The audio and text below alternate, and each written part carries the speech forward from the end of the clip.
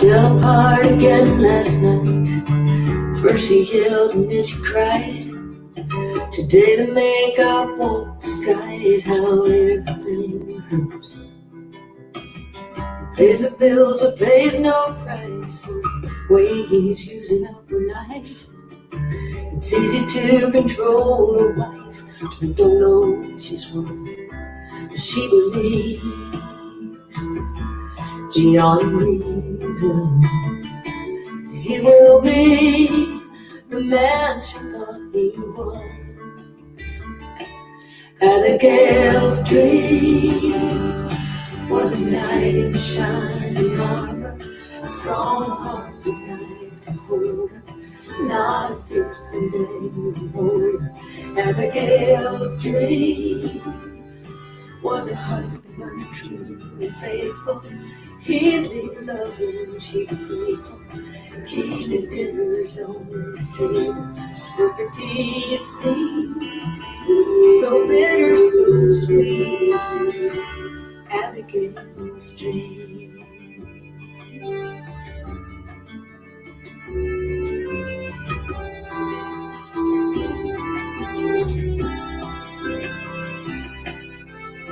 She told the preacher, told a friend, hoping they would understand. He told her God would hold her hand and to lay down every cane.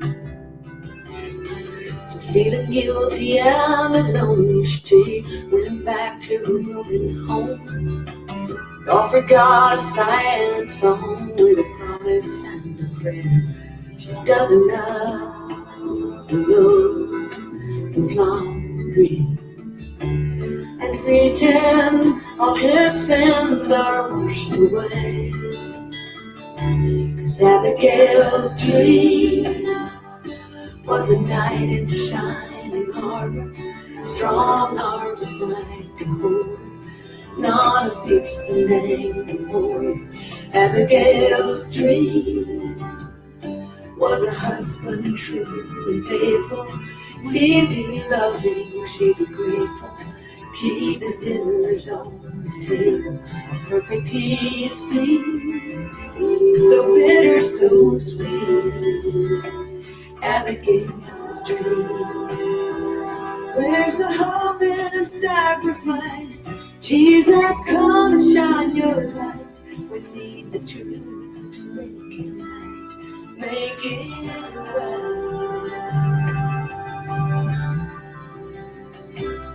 Abigail's dream is a knight in shining armor, strong arms at night to hold her, not a fierce and angry warrior.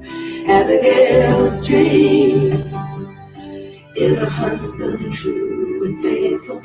He is loving, she is grateful. Keeps his dinners on his table, perfect he seems, so bitter, so sweet. Abigail's dream. Abigail's dream.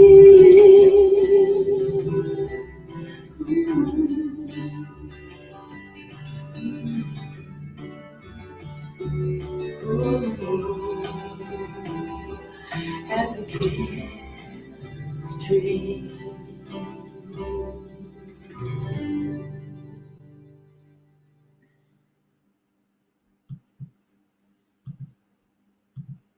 Well, welcome. We have finally arrived. The day is here.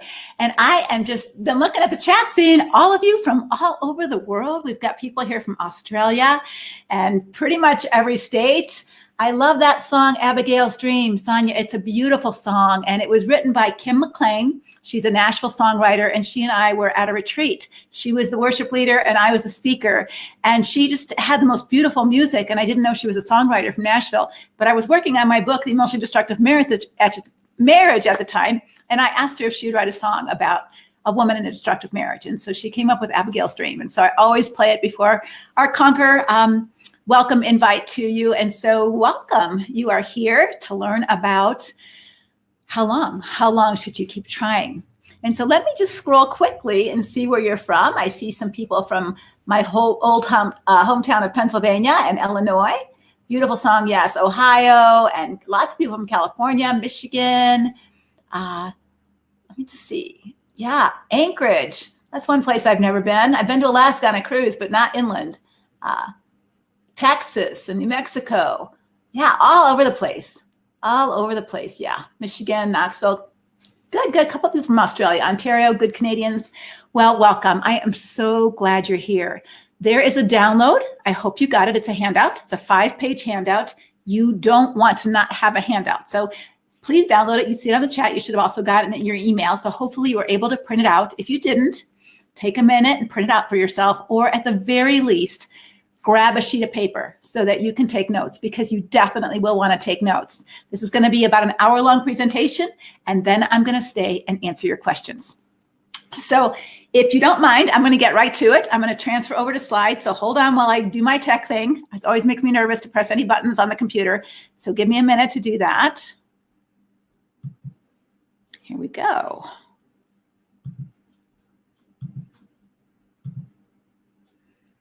All right, I think we're good to go. So anyway, this is a crazy time in our world, isn't it? COVID-19 is still impacting our lives. Kids are bored. At least my grandkids hate Zoom school. Marriages are more strained than ever. In fact, the divorce rate is going up after COVID-19. It's hard to get away. And even if you wanted to get away, there's really no place to go.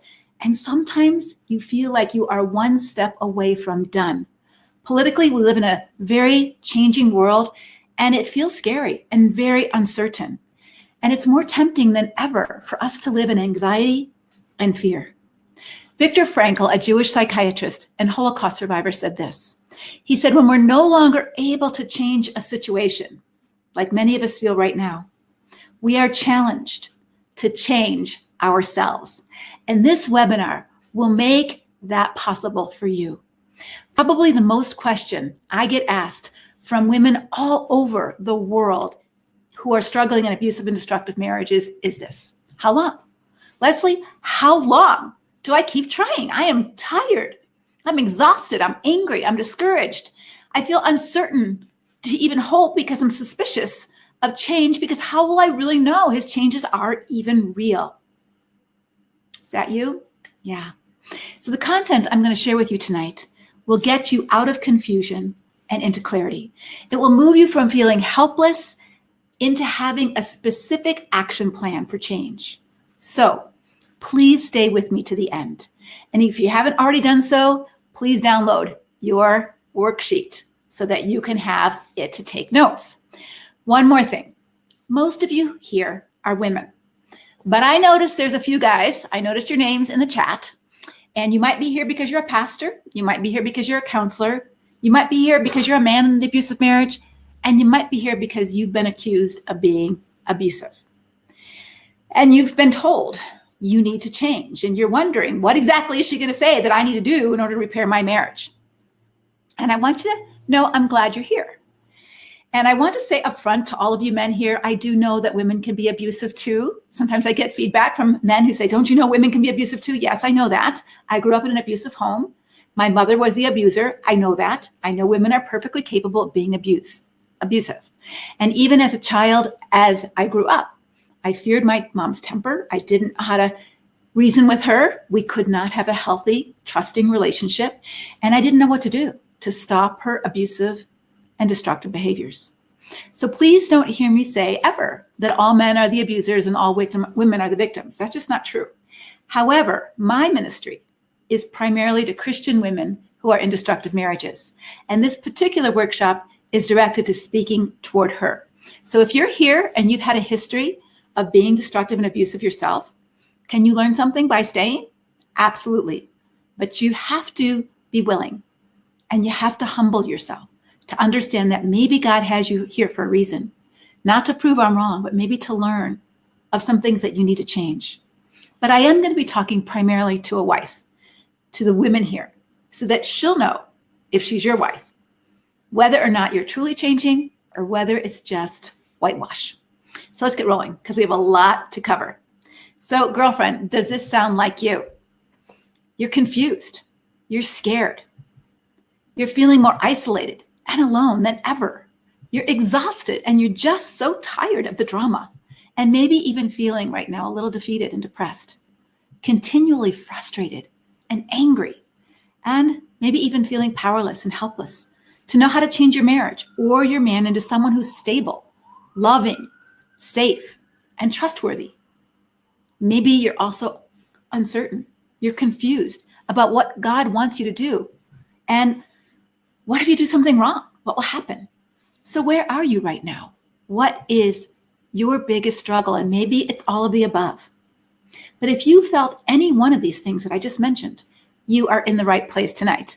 And during this workshop, I'm going to show you how you can make an amazing life shift from trying harder to change your marriage or your man, feeling confused about what God says you should do, and feeling alone and isolated, to knowing exactly what path you need to take in order for you to reclaim your power, have a sound biblical roadmap to repair broken trust, and know whether the changes that you're seeing, first of all, are you seeing any changes? And if you're seeing changes, are those real changes or are those just image management? How do you also feel more heard, understood, and supported in a Christian community? Sound good? Good. I'm so glad. The workshop itself will take about an hour, maybe a little bit longer, and then I'll open it up for question and answers.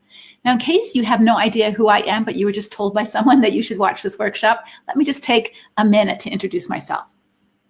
I'm Leslie Vernick. I was a licensed clinical social worker in the state of Pennsylvania, and I had a private counseling practice. And I worked primarily for 35 years with Christian couples and individuals who were in destructive marriages. Today, I've moved to Arizona. I'm in my cabin in Pine Top, and I'm a relationship coach. I'm the author of numerous articles. I've authored 7 books, including the 2 best-selling books, The Emotionally Destructive Relationship and The Emotionally Destructive Marriage. I've had the opportunity to speak nationally as well as internationally on relationships. And last year, I was part of the Southern Baptist Church curriculum to help churches do a better job at recognizing abuse in the whole area of responding as a church. And you can check out their free curriculum training for pastors and church leaders at churchcares.com. I also received the American Association of Christian Counselors Caregiver Award and have been a featured guest on Focus on the Family, Family Life Today, Moody Radio, and I'm also one of the contributors to Divorce Care Teaching. But my greatest accomplishment is that I've been married to the same good man for 45 years, and I have 2 grown children, 3 amazing granddaughters, and 1 sweet dog that we'll call Addison when she's not so good, and Addie when she's adorable. And she's laying on the couch right now, and I'm hoping she'll be very good through this webinar. But I also want you to know right up front, I have a very high view of marriage, meaning I believe in the sanctity of marriage, and that marriage is to be a picture of Christ and his church, which is a loving relationship, not an abusive or destructive one. I also have a high view of Scripture, which means I believe the Bible is the Word of God and has the words of life. I believe that the Bible will give us God's wisdom on how to do life and how to do relationships in a healthy way. I've grown professionally, but really my ministry and all of it started personally. As I told you, I grew up in an abusive home with an abusive mom. And even after I became a Christian, and even after I became a Christian counselor, I didn't know how to have a relationship with my mom. I didn't know if I could trust her. I couldn't trust her. I didn't know whether I was supposed to forgive and forget or forgive and have some boundaries. I didn't even know what boundaries were back then. And so I began the study of what does God's word say about relationships and how do I apply this in real life trials.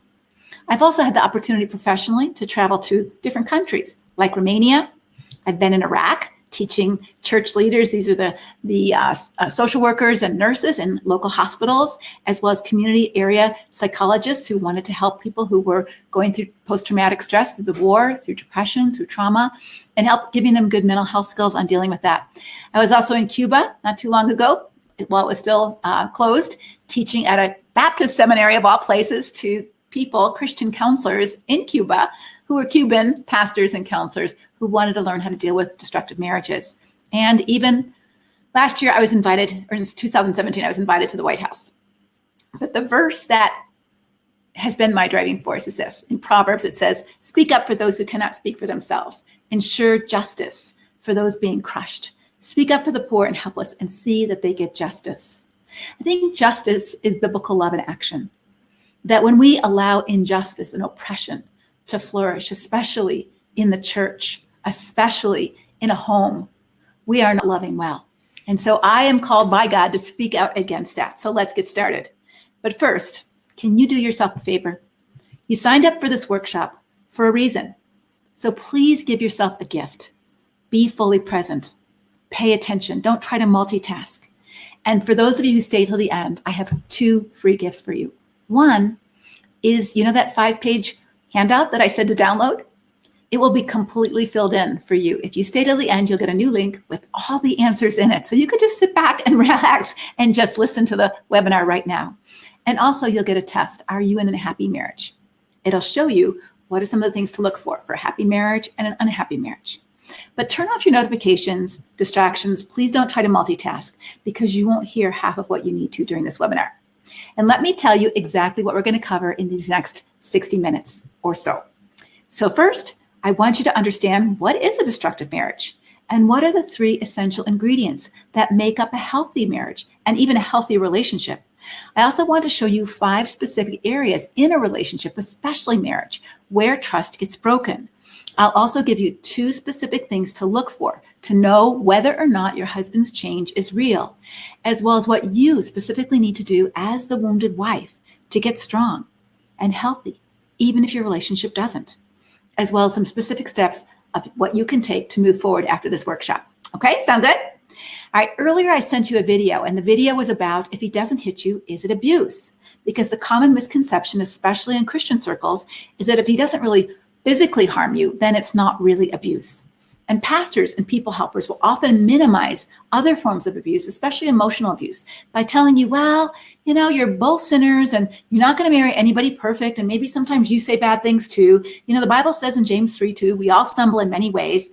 And they're right. The truth is we all stumble in many ways. We're not perfect. We're all sinners and we do bad things sometimes. There is no relationship without some sin and without some suffering. There is no perfect wife, no perfect husband, no perfect kids. That's true. So let me help you learn how to discern whether you're in a healthy relationship or marriage between 2 sinners who sometimes sin against each other and a destructive relationship.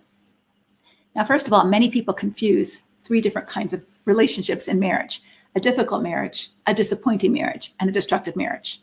Let me just define them really quickly. A difficult marriage has a lot of outside stressors like COVID-19, like having to homeschool your children, like blended families, like jobs loss, like having blended families or autistic children or in-law problems. There's a lot of outside stressors.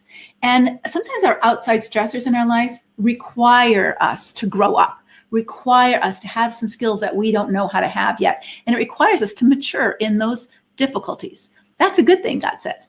But when we refuse or we expect life to be easy and painless and free of any kind of stress, then we'll blame life on why we're acting the way we are acting. And so difficult can become destructive, but difficult doesn't necessarily mean destructive. It just means that there's a lot of hardships in your life. And that if you can learn to be mature and you can grow and you can handle those hardships, difficult is difficult, but it's not destructive. A disappointing marriage is one in where you kind of realize, this isn't the person I thought I married. Like they don't have all the cards in the deck that you thought they did. Now, hopefully you were wise enough before you got married to discern if they had the most important cards, like honesty and integrity and faithfulness and responsibility. But maybe you're discovering those cards are missing. But in a disappointing marriage, sometimes cards are missing that you didn't really think about. In fact, they were this really fun-loving person, but now it's sort of aggravating because you want some quiet time. You're more of an introvert, and now you don't want to go to all these parties and you don't want to have all this fun. Or maybe somebody was very steady Eddie and so predictable that brought you a lot of peace when you lived in a chaotic household. But now it's a little boring, and you're like, no, let's do something. I'm so bored. And so you're disappointed that your spouse isn't as adventurous or as deep or as talkative or as sexual or doesn't cook as good or keep as clean of a house as you would have liked. And again, this is a call to maturity. We have to learn to love the person we're married to, not the person we thought we were going to marry. But there's not deal breakers. There's not obvious repetitive patterns of sin that are harmful to the personhood of the other. There's just disappointments. And every marriage has a few. And you have to learn to work through those and learn to be content and love the person who they are, as well as encouraging them to continue to grow and mature. But a disappointing marriage is something completely different. A Destructive marriage is completely different, and it goes beyond disappointing or even difficult. A destructive marriage violates your God-given dignity and the freedom to become who God called you to be. For example, just to think your own thoughts. Those are wrong, don't have those. To feel your own feelings. What's wrong with you? To have your own voice. Shut up. A destructive marriage undermines your confidence, your self-worth, and your self-esteem, and it systematically degrades, diminishes, and can even destroy the very person that God intended you to become. Remember, it's important that you realize that an abusive marriage is not about hitting. So the answer is, if he hits you, if he doesn't hit you, is it still abuse? Yes, it can be, because it's not about hitting. It's not even about out of control anger. Abuse is not about anger at all. What it's about power. And in an abusive marriage is a gross imbalance of power and control, coupled with an attitude of entitlement. Now, Christians, and if you're a people helper here, listen up, because including well-meaning people helpers often don't catch this power and control dynamic in a marriage. And this is often because of their conservative religious beliefs about what they think the Bible teaches about headship and submission. But think with me for just a minute.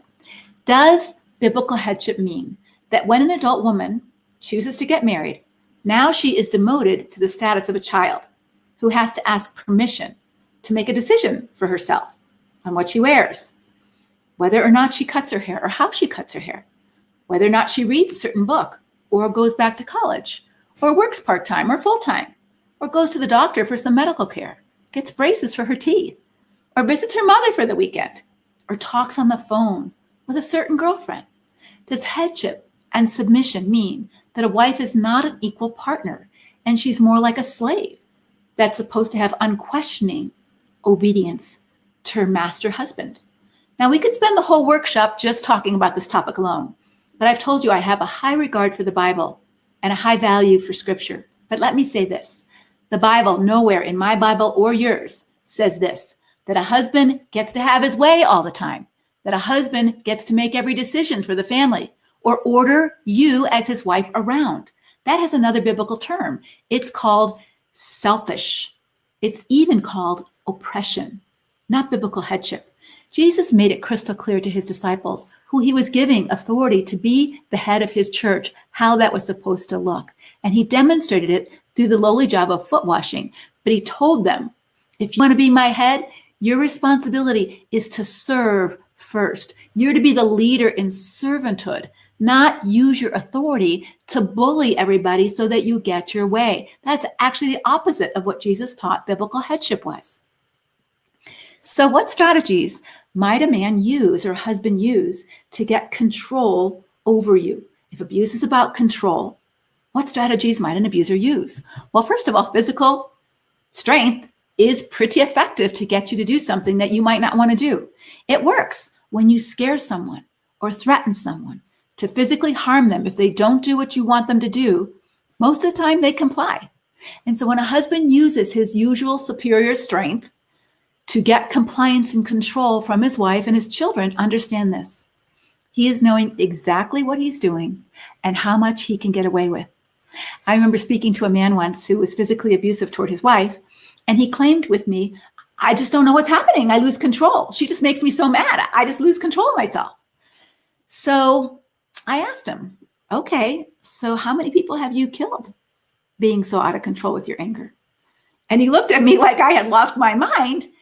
And he said, no one. I've never killed anyone. I said, so why not? If you lose control when you're angry, somehow you stop yourself from total loss of control, right? And the lights began to flicker on. And he realized he had control. He had total control. He allowed himself to do what he needed to do to get control over the other person, but just to the limits of what he could get away with. And he also was never physically abusive with any other person when he was totally angry. He was in control, even if he lied to himself about being in control. But control over another person can be gained in other ways as well. Emotional and verbal abuse is also really very real, even in the Christian home. And you can gain a lot of power over someone when you call them names or threaten them. The Bible tells us with their words, The godless destroy their friends. And men who abuse know that physical power alone is never sufficient to gain total control over someone. You also have to manipulate their mind as well as their will. Most men also know, at least in this country, that they can be arrested for physical abuse. And so often a husband will resort to other means to get control. And so this emotional abuse is very powerful because it has profound negative effects, the Bible tells us, on one's soul, one's spirit, and even one's physical health. Emotional abuse is real, and it's also biblical. And the Bible warns us repeatedly, both in the Old Testament, especially in Proverbs, as well as in the New Testament, in James especially, not to use our tongue as a weapon to harm other people. Why not? Because it's very powerful and it can cause a lot of damage. You see, emotional abuse can systematically degrade, diminish, and eventually destroy the personhood of the other. The Bible asks, the human spirit can endure sickness, but a crushed spirit, who can bear that? And sexual power. I can't tell you the number of women who are forced to have sexual relationships. And the Bible, and the husband often uses the Bible as justification. Your body's not your own. Therefore, you don't have a no. You're not allowed to have a no. It's my right to have sex with you whenever I want. Your body isn't yours. The part they forget is the passage in 1 Corinthians 6 where that's talked about, or 7 where it's talked about, where the passage says, likewise, your wives have the same power over your body, husbands. You don't have power over her body where she doesn't have the same right over you. And so if you want her body and she says, your body can't touch my body, she has authority over your body. But you forget that part if you're an abuser. You misuse and misquote scripture to get your way. And oftentimes women feel pressured to sexually give in because they know that if they don't, again, control, their no is not valid, then other prices will be paid to the children, or bad moods for weeks, throwing things and threatening. Economic abuse. You can control a lot when you control all the money. So withholding money, hiding money, not treating you as an equal partner in terms of access to the money, or making financial decisions with joint marital assets without mutual consent is an abuse of power. And last but not least, I've talked about it just a touch, using the Bible sexually to oppress you. But sexual power is a way of getting your way. I mean, what better way for a husband to control a Christian woman than to use God's word, to manipulate her into doing what he tells her to do under the guise that I'm your husband, I'm your head, I'm your authority, I'm even God's voice to you. And therefore you must submit to me without question. What better way to cause you confusion and gain control over you as a Christian than to misuse and misquote Bible passages so he can get his own way? What better way than to shame you or degrade you into doing what he wants, or to get you to believe what he thinks? Some women have told me that spiritual abuse can be the absolute worst form of emotional abuse because God himself is on the side of the bully. God himself becomes the oppressor, and there is no one on your side, no one who cares about your plight, and you feel all alone. But I want you to know, if you've been spiritually abused, despite what your husband and maybe even your church says, God is not a bully. That's not how God works. From the very beginning of time, he gave Adam and Eve the freedom to say no, the freedom to do what they wanted to do, even if it was against what he wanted them to do, the freedom to reject him. God doesn't force us into relationship. He doesn't force us into obedience. He doesn't try to control us. He wants a loving relationship, not a robotic bunch of rule keepers in his kingdom. But another way to maintain control over you is through more subtle ways: chronic deceit, humiliation, crazy making, gaslighting, and other covert behaviors. And these are quite effective at making you feel like you lost your mind, question your judgment, question your decision making, your own perceptions, and to lose confidence in yourself as a competent, able, strong human being. And if you don't recognize yourself right now, don't minimize these seemingly lesser types, those covert, more hidden kinds of abuse, because they're sort of like 1,000 bee stings. Maybe if it happened once, it's not a big deal, but 1,000 bee stings or 1,000 paper cuts over time, they become very destructive to your well-being and your marriage. I want to show you a wheel. that's put out by a group called the Duluth model about power and control. And if you look at the wheel as a clock, look at the 1 o'clock spot, and we're going to go around the wheel and look at ways that they describe an abuser uses power over someone to gain control. So intimidation, emotional abuse, isolation, minimizing, denying and blaming, using the children, using male privilege, using economic abuse, and finally coercion and threats. All of these behaviors are sinful. All of these behaviors are unhealthy. And because we're all sinners, we may find ourselves using them from time to time with our spouse or even our children. However, here's the difference between a destructive person and an ordinary sinner who uses these kind of things once in a while. When the person you're in a relationship with says, "Stop it. I don't like when you lie to me. That's not okay that you threaten me. I feel like you're manipulating me." When the other person says, "Stop, don't, ouch, I don't like this, you're scaring me," you stop if you're healthy. You listen. You listen to the feedback of another person, just like they might tell you, "Hey, your zipper's down." You listen. You pay attention. You don't just write them off and blame them. If you're a healthy person, you know you've crossed the line. You know you've done something harmful to the relationship. You don't rationalize, justify, or excuse your own bad behavior.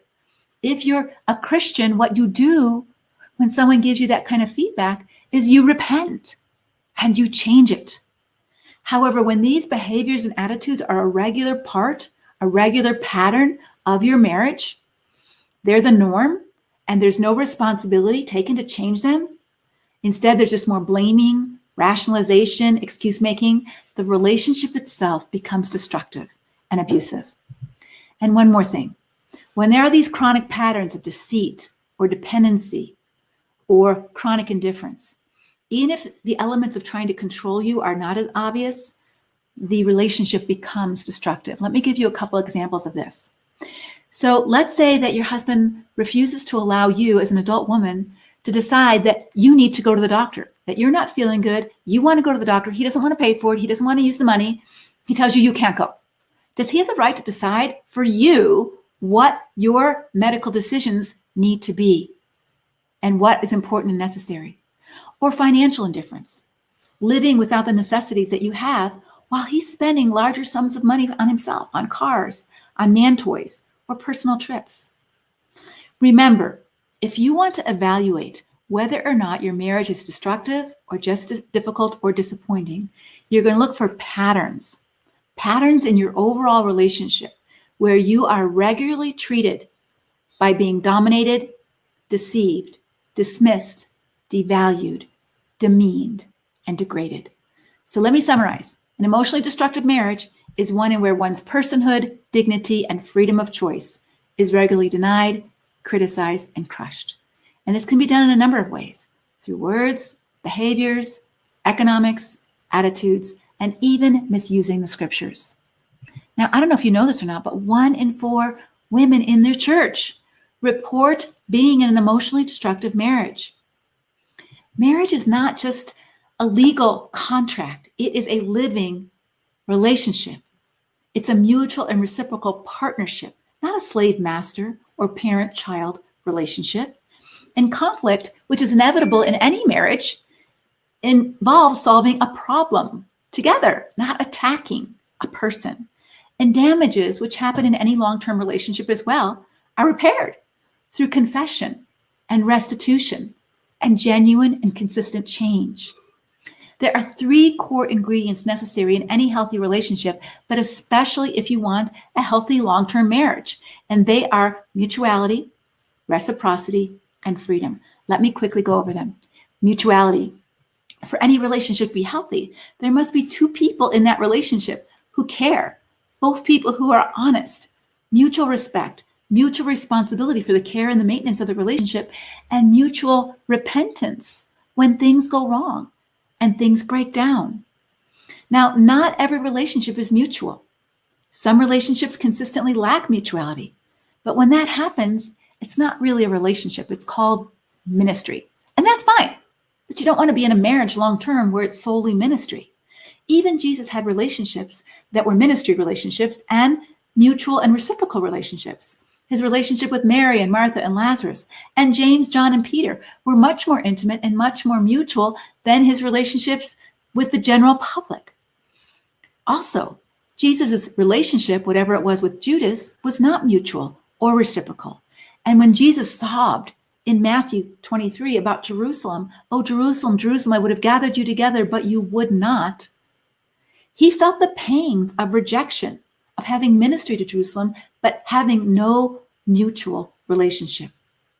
The second ingredient in healthy relationships is reciprocity, which means there's shared power and shared responsibility, not one taking and one giving, or one making all the rules for the other person to live by.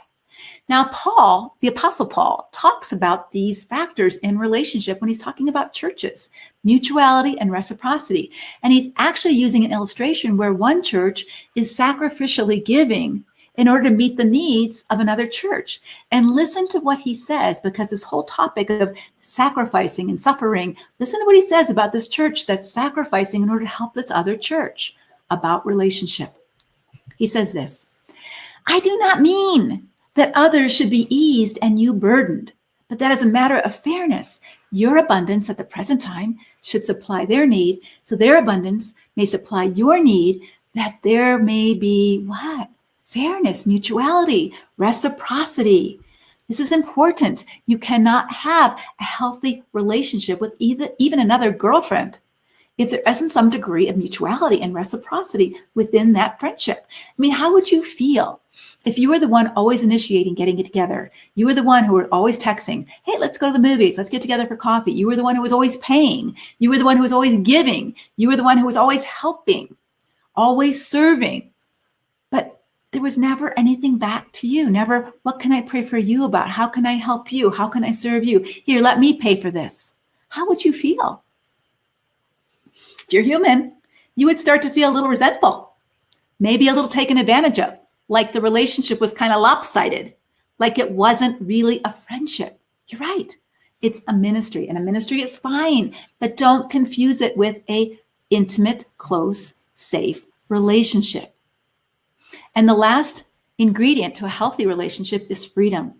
Now, when you're married, freedom doesn't mean you're free to do whatever you want, because when you choose to get married and make marriage vows, you choose to limit some of your freedoms, like you don't date other people or get emotionally involved with people of the opposite sex. You say, "I'm not going to do that. I'm going to be faithful, forsaking all others." You also limit other freedoms, like the freedom to keep all your assets to yourself. When you get married, you say, "Mine's yours and yours is mine. We share our assets." Or, "I have no accountability to you." You don't have the freedom to have no accountability anymore because you've partnered yourself with someone else who your choices affect them every bit as their choices affect yours. And so there has to be some accountability. The promises that you make in your marriage vows to be accountable and to care about your spouse's feelings, hurts, and needs.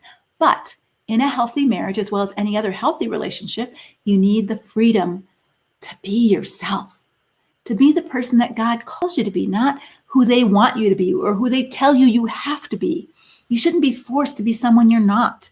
And you also have to have the God-given freedom that he gives all of us as human beings to say, "No, I don't like that. I don't agree with you. I don't like that. I don't want to do that." Submission in marriage does not mean you've given up your right to say no to stuff. In one of my coaching groups, a woman asked her husband, "What do we need to do to make this relationship better?" And his answer to her said a lot. He said, "Well, as long as you always make me happy and never disappoint me, we'll be fine." Well, who can live up to that? That's not a real wife or a real relationship. That's a fantasy relationship. She's not free to make a mistake. She's not free to say no and have her own opinions in which he might get disappointed. She's not free to have different desires or goals than her husband might have that might make him feel disappointed. Is she not free to contradict or disagree with him without feeling like she started World War III in her own house?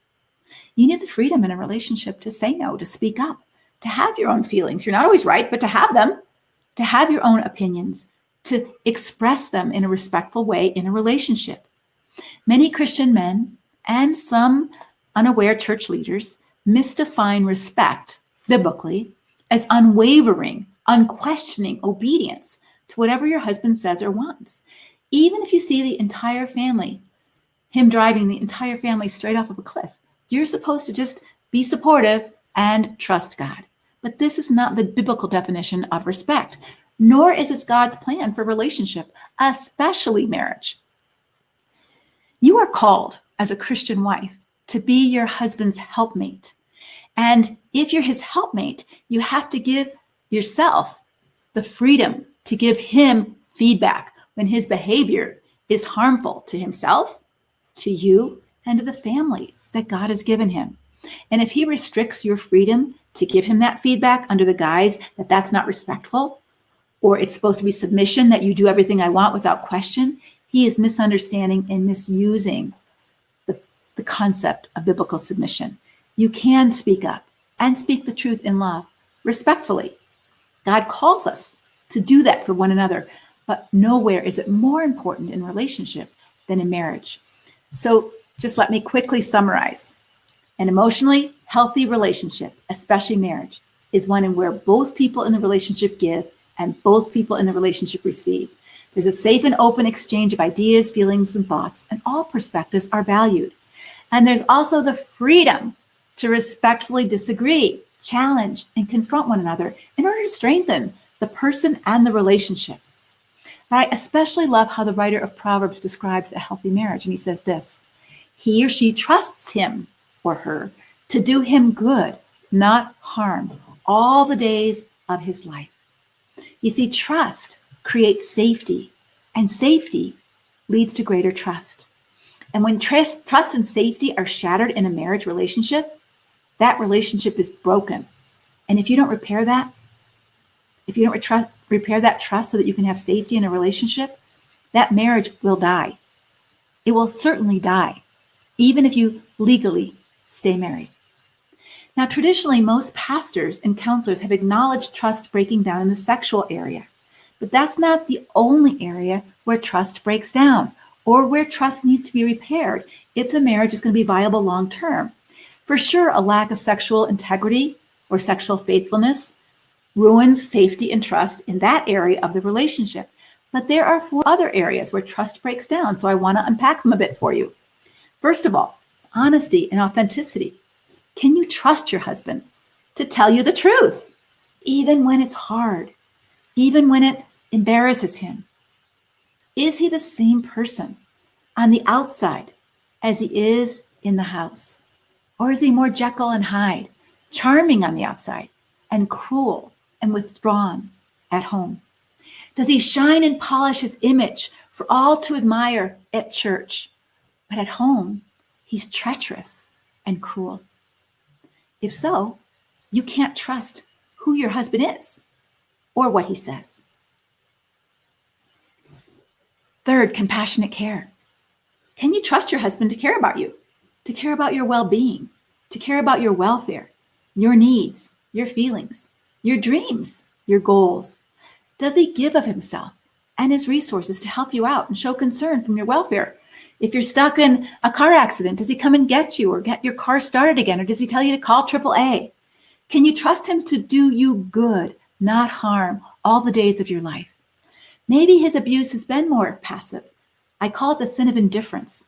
He just doesn't care about you. It's all about him. Here's a couple of examples. You're not sleeping because you just had a new baby and you've got a crying baby who wants to be nursed 3 times a night.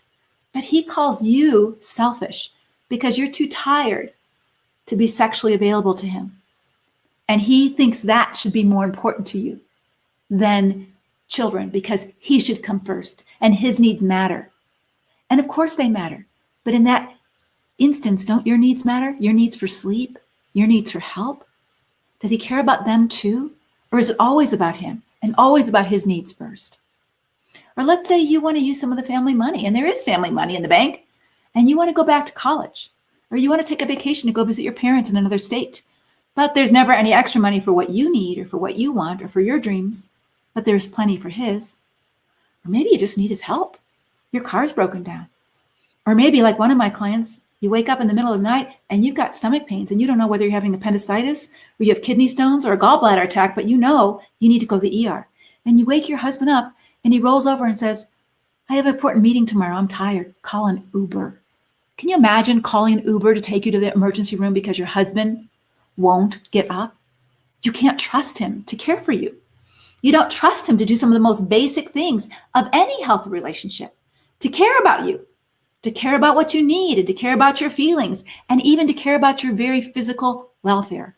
Therefore, safety and trust is broken. The fourth area is reliability. Can you trust him to do what he says he's going to do? For example, when he promises, I'll pick the kids up from school so you can go to your craft class or you can go out to coffee with your girlfriend, and then he forgets, and you get a call from one of your kids sobbing that daddy never showed up. Does he show remorse and take responsibility for not remembering? And does he do what it takes so he doesn't forget the next time? Or do you get the blame for that? You should have called. You should have reminded me. Does he make excuses? I was busy at work. Can you trust him when he says he'll go to counseling or that he'll get help, but he never takes actions on those promises? Can you trust him when he says, I did pay the income tax, and then you find out he never did and you have a huge penalty? Or I will put controls on my computer, but he never does, and he still watches porn. And when you remind him, hey, you promised, he gets defensive and angry, and he tells you off, and he tells you you're a nag and get off his back. You can't rely on what he says. You can't trust him. And if you can't trust him, you don't feel safe with him, because no safety and no trust. And last but not least is financial security. This isn't about making a lot of money or requiring your husband to bring home a boatload of money, but can you trust your husband to be honest about the family money, the resources, and give you a say in what is spent and what is saved? Can you trust him to use money wisely and not accrue a boatload of debt that maybe you don't even know about so that you can't pay your bills? Can you trust him to spend family money on the family's welfare and not just for man toys, for himself? Do you even know where the family money is or how much he earns? Do you have access to the accounts? If not, then trust is broken in this area. And if there's no financial safety, there's no trust. And no safety, no trust, no trust, no safety. Safety is basic, more important than love. Safety is basic in any relationship.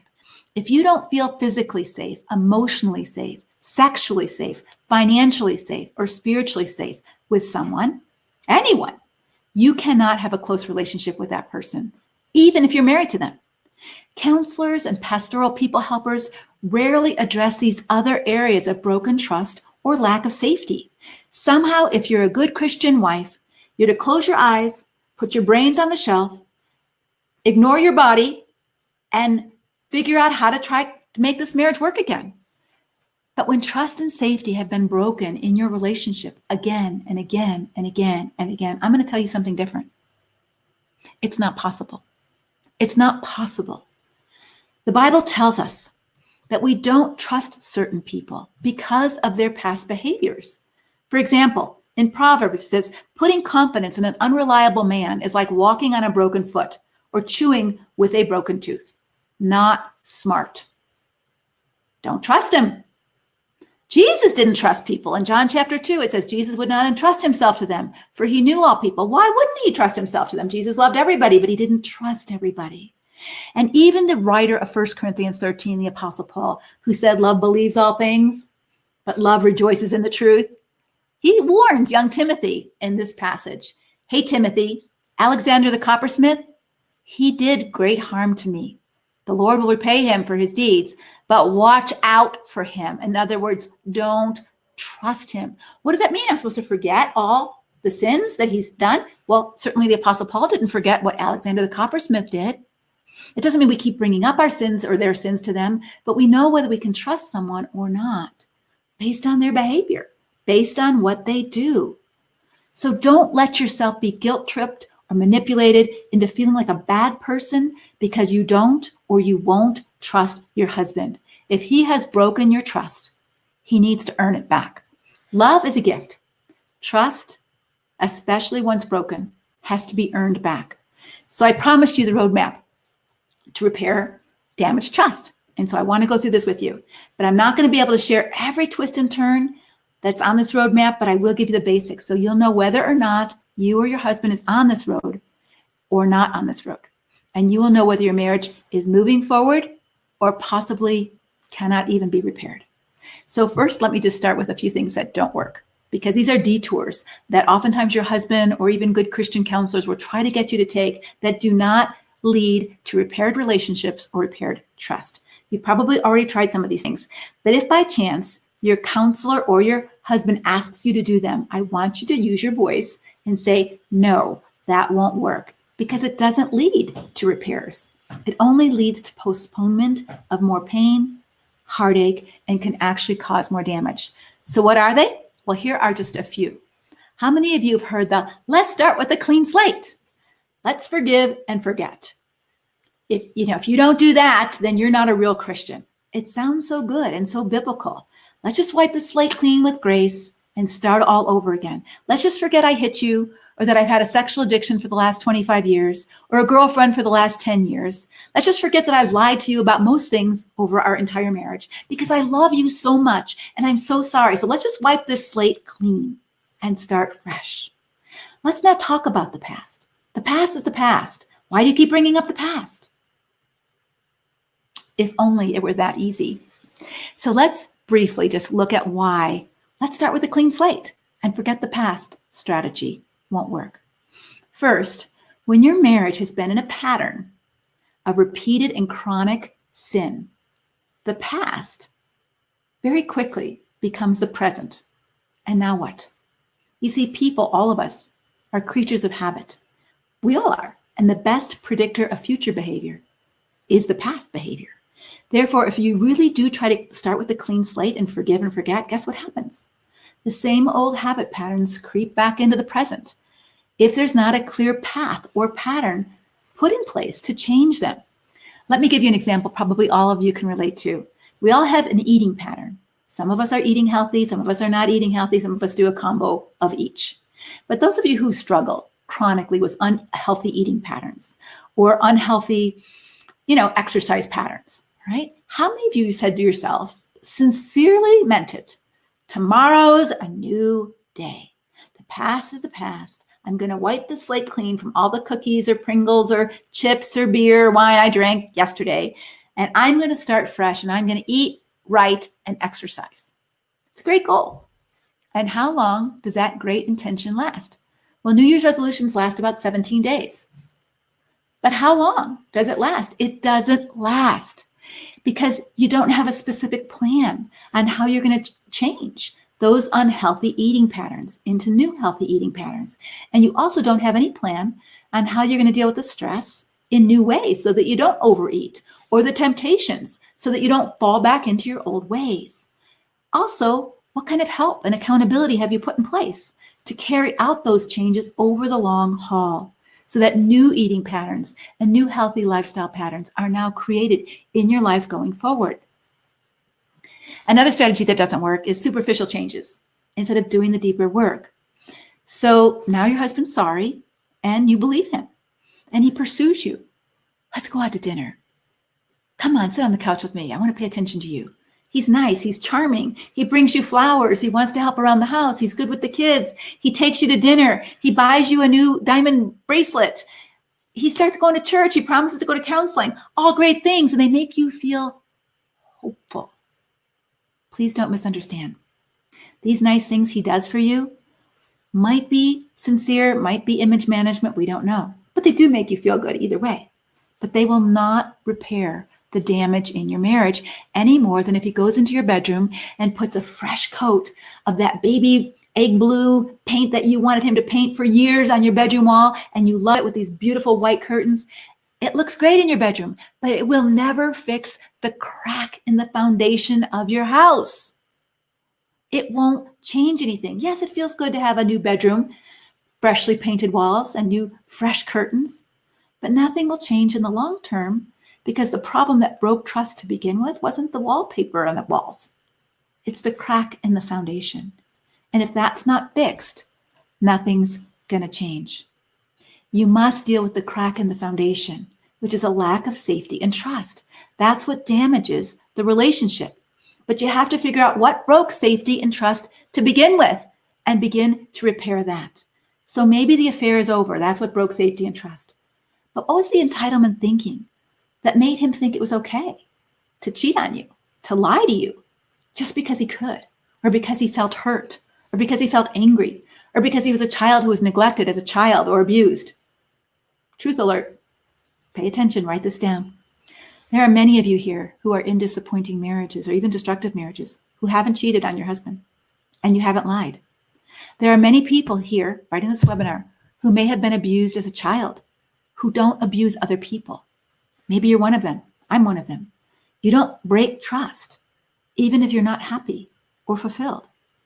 The person who breaks trust in a marriage in whatever way, or in multiple ways, whether they're sexually unfaithful, whether they're not reliable, whether they're financially mismanaging things, whether they're not showing any care for you, whatever ways they've broken trust, all of the above, must begin to do some inner work so they don't keep repeating those same patterns over and over again, even when they're angry, even when they're in pain, even when they're emotionally distressed, because these patterns harm their relationships, you and marriage. The last strategy that doesn't work is when only one person in the marriage is doing the work, like you. Now, don't get me wrong. Doing your own work, and I'll tell you what your work is to do in a minute, is important. You each have work to do, both the person who was harmed, you, and the one who did the harming, him. And I'll talk about that in just a second. But you cannot fix a damaged marriage all by yourself, no matter how much work you do on you. What you can do is you can make a bad relationship, a toxic relationship, less toxic when you do your work, because then you won't be repaying evil with evil by retaliating. You won't be acting or reacting sinfully or destructively yourself when you're hurt or frustrated or angry. And so you don't add to the toxic mess at home. But you cannot make a bad relationship into a good relationship with safety and trust all by yourself. Now, recently, I also sent you a video on why you should say no to any marriage counseling right now. And I hope you were able to watch it. If you haven't watched it, I did a Facebook Live on the topic, and you could go back to my Facebook page and watch it there, or look back in your email and find it there. But let me just give you the essence. The reason that you say no to marriage counseling right now is because abuse, chronic addictions, and chronic adultery are not marriage problems. They cause marriage problems because they break safety and trust. But marriage counseling is not the best option for help at this point, because until your husband, the one who broke trust to begin with, owns it, takes responsibility for it, and understands the impact that it's had on you and your kids and the broken trust that he's caused, nothing's going to change, because the problem is never addressed and healed. You see, the root problem in the marriage is not the lack of safety and trust. Those are the consequences of the root problem. The root problem is the behaviors and the attitudes of your husband that broke that safety and trust to begin with. And this is an individual issue that surely causes marriage problems. But until those individuals' issues are addressed and dealt with, trust can't be rebuilt. Therefore, marriage counseling might be a great next step after your husband has done his own work and you've done your own work, but not until that point. So, what's the road forward? There's 2 tracks that you must take, each of you, if you're going to move forward.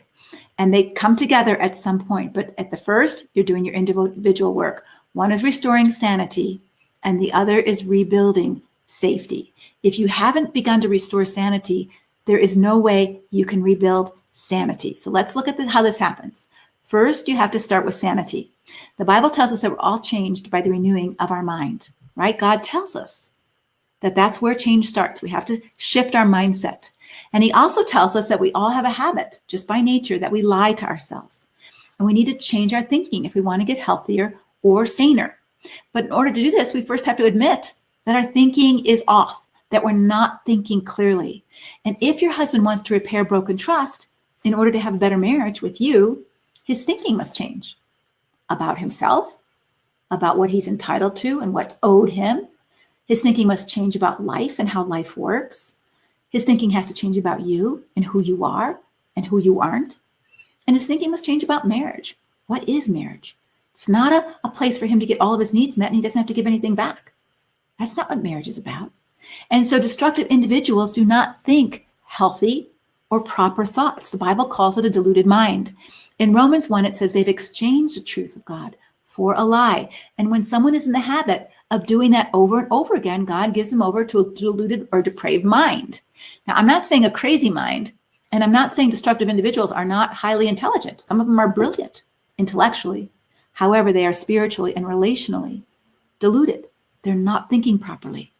And I don't have time to go into all the different ways they're not thinking properly in this short webinar, but I'm going to give you 3 big lies that if you're married to a destructive individual, he believes. Even if he hasn't said them directly to you, he believes them. And until those change, you can't rebuild safety. You can't rebuild trust. And therefore, the marriage isn't going to go forward. The first lie your husband believes is this: I'm entitled to do what I want with no accountability to you for what I do. Now, the book of Proverbs talks a lot about the mindset of a fool. They don't take any accountability or any responsibility. They don't even learn from their mistakes. And most people know at least one level that that's not true, that they're not entitled to do what they want in every situation with no consequences. For example, most of your husbands would not expect to go in late for work repeatedly, not do their tasks in work, and have a bad attitude and then get a raise. They would not expect that. They wouldn't expect a reward for that kind of behavior. They wouldn't expect a promotion when they're behaving poorly or not doing the basics of good employee responsibility, however. But in their intimate relationship with you, especially marriage, for a destructive individual, this lie is very real. I'm entitled to do what I want to do with no accountability to you for what I do. Well, how do you know if your husband believes this? Well, what happens when you challenge him? What happens when you try to hold him accountable? When you question his actions or his decisions? You see, when he believes this lie, he will try to silence you. He will try to control you by shaming you, by degrading you, by threatening you, by withdrawing from you and giving you the silent treatment. He will let you know it is not okay for you to challenge or question me because I don't owe you an explanation. I don't have to be accountable to you. Now, he won't use those words, but by him not being accountable to you, by him reacting so defensively and meanly when you question things, it tells you that that's the lie he believes. In other words, you're punished when you challenge or hold him accountable for something he's done or said. Second lie. He believes I'm entitled to the benefits and privileges of marriage. We're married. You're my wife, including your warmth and your affection, including sex. And I'm not responsible for the way I behave toward you. It's really actually your fault that I act this way. If you would only be the perfect wife, I wouldn't get mad at you. And your feelings are not important. Only mine are. You're my wife. Therefore, you owe me. I'm entitled to what marriage is supposed to give me, regardless of how you feel or what I've done. And if you don't comply, if I can't get you to do what I want you to do, guess what? You'll have a price to pay. I'll cut off the money. I'll take away your credit cards. I'll badmouth you to the children. I'll do something to pay you back. You know he believes this lie because when you ask for or demand or want mutuality and reciprocity in the relationship, and you want the freedom to say no, it's not okay. And you cause a big outburst in the family. Line number 3, he believes this: when I make a mistake or mess up, okay, I'll admit it if I have to, especially if I'm caught, but there should be no negative consequences, especially if I told you I was sorry. Even if I do the same thing over and over again, you need to forget. What's wrong with you? You need to forget. Remember, Jesus said 70 times 7, love keeps no record of wrongs. And if you as his wife start to feel a little frustrated with this repeated cycle and you start having boundaries or you implement some consequences, he will now flip the whole script around and he will accuse you of abusing him. Now you're trying to control me. Now you're the hard-hearted one. Now you are the bad guy because you won't forgive me. And so here's the victim and here's the villain. When the victim starts getting stronger and having boundaries and saying, I won't put up with this, the villain starts to say, I'm the victim. Look how cruel you are. Look how unforgiving you are. Look how hard-hearted you are. You're not really a Christian. And then you start to feel what? You start to feel a little cray-cray yourself because you're like, wait, am I hard-hearted? Am I bitter? Am I resentful? Am I not trusting God? Should I not have any boundaries? Do I just forgive and forget and let this go on? Do I not have a right to say, no, this isn't okay. I'm not willing to live with this. Am I harming him by having consequences? What's true here? and you start feeling really, really confused inside. So there's a ton to unpack here, as you can see, and I'm not going to have time to unpack it all, but let me just make a couple little points. Proverbs says this, or first of all, Romans says this: love does no harm. So we're right. He trusts her to do him good, not harm, all the days of his life. But it doesn't say that love never hurts, because it says in Proverbs, faithful are the wounds of a friend. And actually in the psalmist says, let a righteous man strike me. Let his rebuke be an act of devotion. It's a good thing to speak the truth to me, the psalmist is saying. It hurts my ego, it wounds my feelings, of course, but it's good for me to be corrected. And so love sometimes hurts. When a doctor tells you that you have cancer, he's not giving you that bad news to harm you. He's giving you the bad news to help you. He wants you to be healed. And so when you speak the truth in love to your husband or have boundaries or consequences, you're not trying to harm him, but it does hurt him to not be able to get away with what he wants to get away with, right? And so when you speak up truthfully, respectfully, set boundaries, implement consequences for the sinful behaviors that your husband has repeatedly done toward you, he'll feel some pain. But be careful, because you're not harming him. And he won't, but you have to get clarity on the difference. You're not harming your husband by putting safety measures in place for you and your children's safety against his foolishness. Hurt and harm are not the same thing biblically. And you are not harming him when you put measures in place to stop him. You're attempting to help him, even if he doesn't recognize it yet because he's too immature. But here's where your sanity also needs some help, because you've believed some lies as well. For example, that God's going to be disappointed or angry with me if I take a stand, put my foot down against my spouse's destructive attitudes or actions. Or maybe you believe that staying married is more important to God, that God values the sanctity of marriage more than your children's or your safety or your sanity.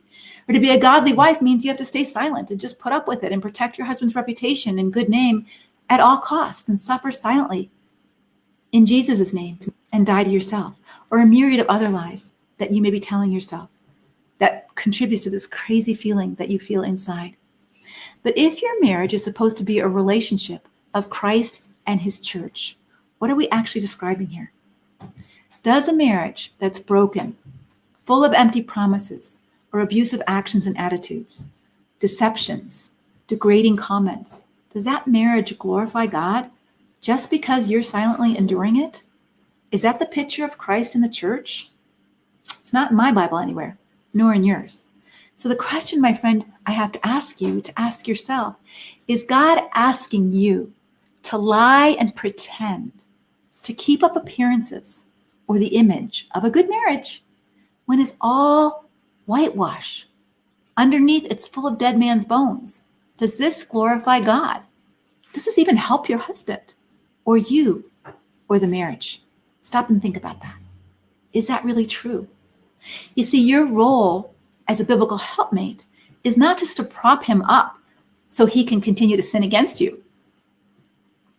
It's much more risky and redemptive than that. And that's where you need to do your work to get sane and get strong so that you're clear, that you're speaking the truth in love and you're speaking out against abuse, against oppression and sin, and you're standing up for your marriage. And you're standing up for the part in him that needs to grow up and mature and believe the truth. And you're standing up for God's plan for marriage, not being disrespectful, not being ungodly. I want you to know safety and sanity go together, because without safety, there can't be any good relationship. Without sanity, there's no safety because you can't trust who he is or what he says. Does that mean you don't love him? No, it doesn't mean you don't love him. You might be madly in love with him. But unconditional love does not mean unconditional relationship. Jesus tells you to love your enemy, but it doesn't mean you can trust your enemy or even feel safe with your enemy. In fact, you can't, precisely because he's an enemy. You don't have a safe or trusting relationship with him or her because they've already done you harm. That's why they're called an enemy. Jesus says this in Matthew 18, and I'm going to paraphrase. When someone seriously sins against you, go and have a talk with them, trusting that this person will hear you and humble himself and work to rebuild broken trust and safety. However, if he refuses to listen, then what? Well, escalate the matter with witnesses if possible, Jesus says. Go to the church. But if you've done all you can do to help someone see what they've done, like Jesus helped Judas to see what he did, and what you're going to do or what you've done to bring harm to the relationship, then what do you do when you've done all you can do to help them see? Then what? What do you do, Jesus? And this is what he tells you. The relationship changes. Treat him or her as you would a pagan or a tax collector. So what does that mean to a Jew in those days? It means there is no safety or trust in that relationship. All Jews in Jesus' day understood what he meant. Pagans and tax collectors were not to be trusted. You see, unconditional love doesn't require unconditional relationship. Marriage isn't an unconditional relationship where anything goes. No matter what your husband does or how he treats you, you just stay silent and be in a relationship with someone. Now, you may choose to stay legally married, just like you may choose to stay in a house with a dead body. And you might do that for some reasons that aren't so healthy. And maybe you may choose to stay married for some reasons that are healthy. But you cannot be in a healthy relationship with a believer or an unbeliever if there is no trust or no safety. God didn't wire you that way. We're not wired to live in a relationship where we feel scared of someone all the time. Jesus didn't have a relationship with everybody. He loved everybody, but he didn't have close relationship with everybody. Like I said, not with Judas, not with the Pharisees, because he says our sin separates us from him in Isaiah. And until we own that and confess that and are willing to change, God loves us, but we don't have a close relationship with him. So why would he expect any different from his people? Now understand what biblical repentance is, because it's not just tears or saying, I'll make changes. Words don't necessarily lead to changes. Remember the words I talked about, I'm going to eat better tomorrow? How long does that last? Words are easy, even if they're sincerely said, but changed behaviors take a whole lot more effort.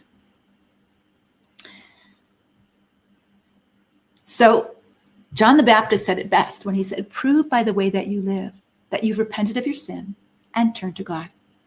So what does that look like in a relationship? Let's look at some very specifics.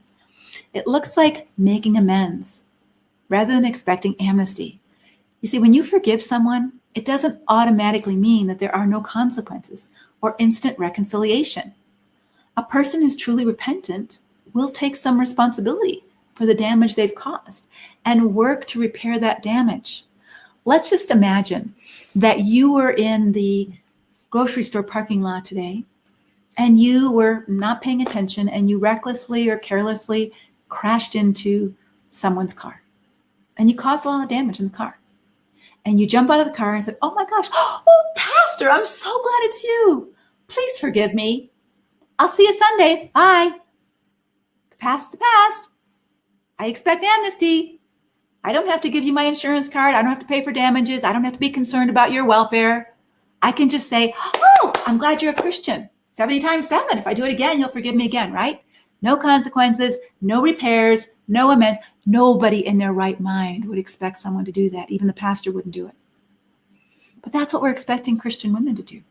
Like somehow he can crash his reckless car into your life, into your children's life, through adultery, addictions, affairs, deceit. And you're supposed to just bounce back and there's no damage and no repairs and no amends. And it just doesn't work that way. You can forgive someone, but you don't trust them or feel safe, especially if they haven't shown any remorse and aren't willing to take responsibility for that and the pain they've caused. When Zacchaeus came to Christ in Luke 19, nobody told him, but he said, I've been a corrupt tax collector. I've cheated people out of money. I will repay them 4 times what I've taken. Zacchaeus said that because when you're truly sorry, you're willing to make amends. You're willing to be accountable for the damage you've caused other people. And you're willing to do the necessary work without being told and scolded and forced to do that work. So if you're a man listening to here and your wife is nagging you to do your work, wife, stop doing that. And husband, if she has to nag you, it's showing your heart. You don't really want to do the work.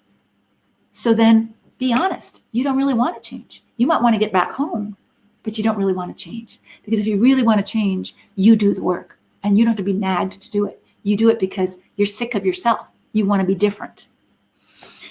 So what are some of the evidences of change that's going on as a result of a changed heart? Well, we're going to see some humility instead of always arrogant pride, a willingness instead of willfulness. I don't have to do that. That's not right. Who says I have to do that? I don't have to go that way. Well, they're not really teachable, are they? Grateful for a chance to earn back your trust, versus entitled. You need to let me move home. It's your job to reconcile me. You need to forgive me. What's wrong with you? You're being hard-hearted, unforgiving. It's always about what you have to do, never about what he has to do. He's God-centered instead of self-centered, love-filled instead of fear-filled, and he learns to be a giver instead of a taker. So how do you know whether there's real hope? How do you know whether rebuilding trust is happening? Remember, even when you're sincere with your words, you can still be a long way away from change. Francois Fenelon says this: a persuaded mind and even a well-intentioned heart is a long way from faithful and exact practice. Words are not the same as changed behaviors. Here's a picture of me a couple years ago when I ran the New York half marathon. I'd never run a marathon before in my life. I'd never run a race before. But my friend on New Year's Eve challenged me to run, and I said yes. And my words, yes, I'll run a marathon with you in April, would have held no weight unless I began to train to run that marathon, because I was not capable of running that marathon in January. But I learned to be capable through faithful changes in my exercise habits until April, and I could actually run that half marathon. And repeated breaks in marital trust, remember, require personal work. So if he's not willing to do his own work, if he's not willing to learn how to gain in self-awareness, who am I? Who do I want to be? What am I feeling? What am I thinking? Why am I doing what I'm doing? Self-reflection, self-examination. You can't control yourself if you don't take responsibility for yourself. And you can't take responsibility for yourself if it's always everybody else's fault. Life is hard. Life doesn't always go our way. But when we lose our temper because it's not going our way, do I look at myself and say, wow, I let myself get too tired or too hungry, or I don't know how to handle those situations. I need to learn, versus you need to act right so I don't have any struggle in life and I have to work on myself. Life is hard and we have to rise to the occasion. If he's not willing to work on that and learn how to do that, then he will never be able to self-control or self-correct, which is his work to do. Let's see. So also he has to begin to own where trust was broken. You both have to begin to identify, all right, where was trust broken? It might be in multiple places in your marriage: in care, in safety, in authenticity and honesty, in sexual fidelity, in reliability, all of the above. You see, for trust to be rebuilt, you start with safety, because you can't talk about the other stuff if you have no safety, right? And so safety always comes first. So let me ask you some questions to ask yourself whether you can feel safe enough with your husband to talk about anything else. Because if you don't feel safe with him, he's misused his tongue, his temper, the money, the Bible, his hands, his fists to threaten you or harm you. How can you possibly be safe to discuss other areas in your relationship if you can't even discuss your need for safety? In addition, if you don't trust your husband because time after time, you've seen he doesn't care about you. He doesn't care about how you think or what you feel. He doesn't tell you the truth about what he feels. He doesn't even know what he feels because he hasn't done his own work. Or you can't rely on him because he's consistently telling you one thing and doing another, or he's irresponsible financially. And you can't have a close relationship with someone until you address those issues. But you can't address those issues if you feel you're going to be harmed if you open your mouth and you're not safe or free to talk about them. So here are some questions that you need to ask yourself. Can I trust you? Or ask him, not literally, but ask yourself, can I trust you, my husband, that you will not harm me when you get angry, when you get frustrated, aggravated, hurt, anxious? Can I trust you that you've learned in doing your own work, that you've learned to identify your own triggers, your own emotions? And even when you're feeling them, or you're disappointed in me, or I'm not doing what you want me to do, is it safe for me to express my thoughts and my opinions and my needs to you without verbal, mental, spiritual, or physical bullying or threats or abuse? Can I say no to you without a rage fit or a guilt trip or spiritual abuse or manipulation? If not, then there's no safety for you. You cannot go forward with repairing any other parts of your relationship until you feel safe enough to be yourself and express yourself, and he's enough aware of himself that he can understand when he's getting worked up that it's his responsibility to calm himself down. Second, can I count on you, husband, to be the same person in public than the person I live with at home? Are you honest with me, even when it's hard? If the answer is no, then there's no trust there yet, right? Can I trust, husband, that you care about me, that you're showing me that my needs and my feelings and my goals are important to you as well as your own? Do you show me in your actions every day, little by little, that I matter to you, that you're even willing to sacrifice yourself, that you're going to get up in the middle of the night if I have to go to the ER, or you're going to come and get me in a rainstorm if my car breaks down? I'm not just an object to use as a wife, a mom, a maid, a sex partner. I'm a person that you value and love. Can I count on you, husband, to do what you say you'll do? And if I remind you, you're grateful for a helpmate that reminds you instead of angry and insulted that I remind you. So here's the litmus test. If there is demonstrated safety, integrity, reliability, and care over time, then you've built a jar of small acts of trust over time, and there can be hope for restoration of your relationship. But if not, then there's still no trust, and there's no safety, and therefore no relationship. Here's the arc of change. We're starting with A. He's being aware and accountable. He's willing to do that. He's doing that. You see that in his actions, not in his words. You see it in his actions. I'm aware of my temper. I'm aware of my faults. I'm aware of my shortcomings. I'm aware of my weaknesses. I'm aware of my limitations. I take ownership from that, and I'm being accountable to grow up and mature. I am taking responsibility for myself. It's not your fault that I act this way. It's my feelings. It's my tongue. It's my temper. I'm not blaming you, and I'm not depending on you to fix my life. I'm working on me. I'm taking responsibility for me. And C, he understands really clearly that there are very real consequences, sometimes permanent consequences, when he messes up. Some consequences are permanent. They don't go away. If you were reckless and you crashed your car into a little kid who was working on his phone instead of paying attention and you killed him, I don't care how sorry and repentant you are. That little kid's not coming back. And so some consequences don't go away. And somehow we think, forgiveness and grace erases that. It doesn't always erase that. So how do you as a couple, if you're listening to this with your husband or he's seen it, how as you as a couple begin to bring about and maintain new change? So here's the old history, whatever those patterns are of abuse and control. You've identified them. You're owning them. You're taking responsibility for them. You're not blaming. You're doing your own work. Those are the old patterns. And now you want to start some new patterns of trust and honesty and compassionate care and integrity and faithfulness and paying attention and listening, right? But you're not going to do that perfectly. Nobody does. Just like if you're going to eat healthy, you don't eat healthy perfectly. Nobody does. But if you're building new patterns and you have that accountability and you understand the process, then when the old patterns pop up and he gets frustrated or scary or he's not handling himself very well, what happens? What happens in that arc of change? Is he aware? Is he aware? Is he being accountable to you? Is he accepting responsibility? Does he understand if he doesn't get a grip, he's going to have some consequences or not? Do you see that? So if he's self-aware and he's getting all worked up, what would he do? He would say, you know what? I'm getting worked up. I'm not sure how I can handle this right now. I don't know if I can handle this right now. I need to take a walk so I can calm myself down. He's taking response. It's not your fault. You're not working me up. I'm getting worked up and I need to work myself down. I need to calm down. I'm learning to take responsibility for myself instead of blaming you. That's new history. That builds trust that, wow, he's getting it. He's doing it differently.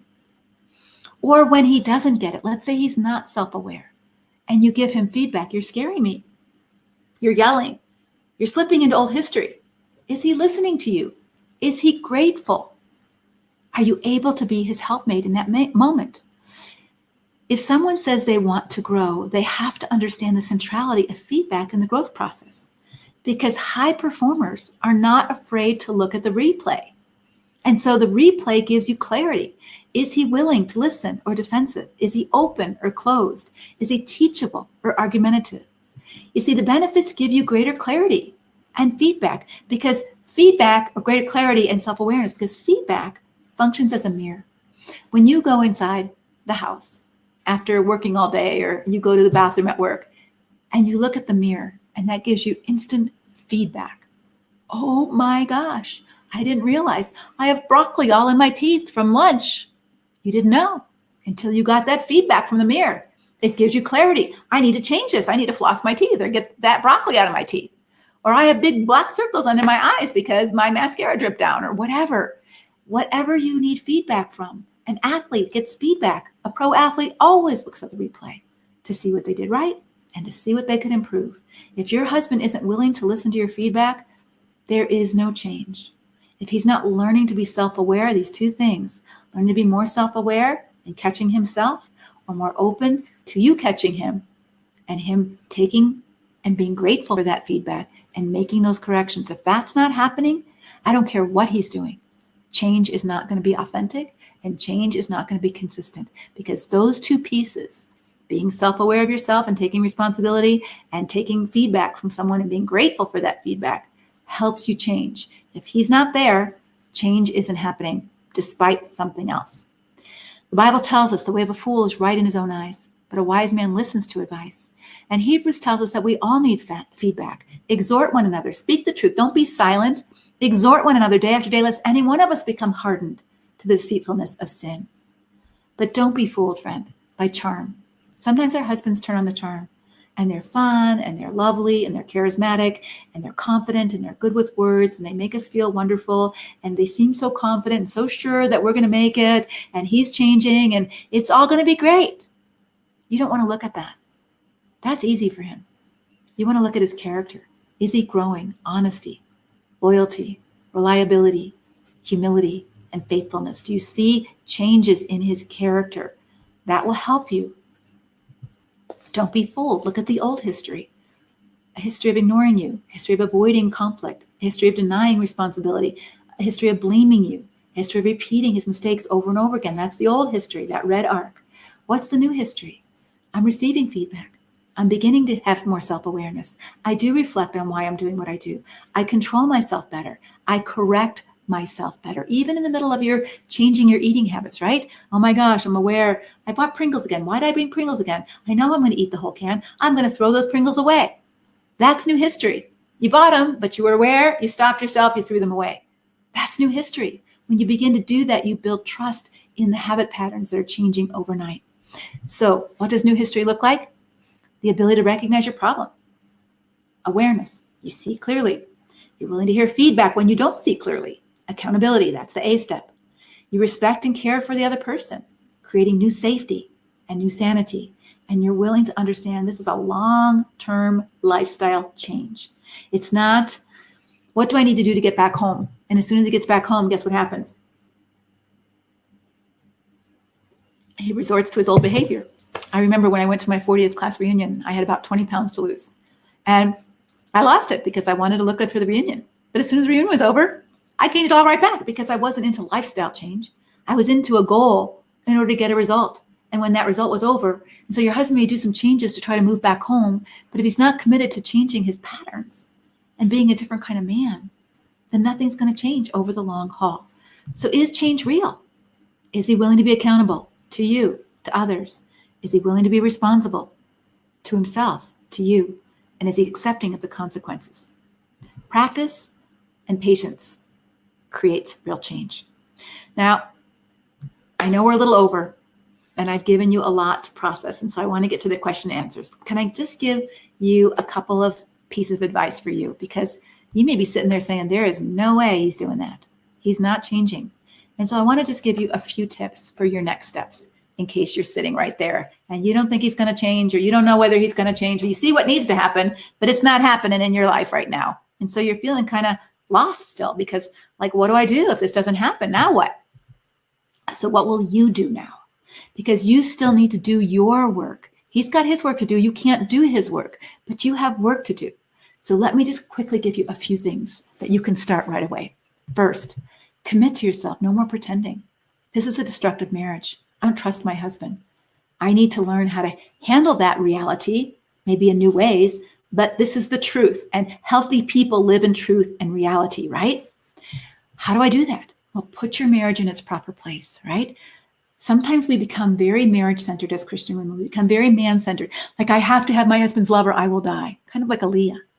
Like, I will die if he doesn't love me. No, you won't. God loves you. You are precious. If a person doesn't love you, people didn't love Jesus and he was perfect. People aren't going to love you. It's not because you're fundamentally unlovable, but it is painful. It was even painful to Jesus. But put your marriage in its proper place. You need to grow into a God-centered woman, and not become a husband-centered woman or a marriage-centered woman. That's not who God made you to be. And so instead of putting marriage and your man in the first place of your life, put God there and become a God-centered woman. One woman said this.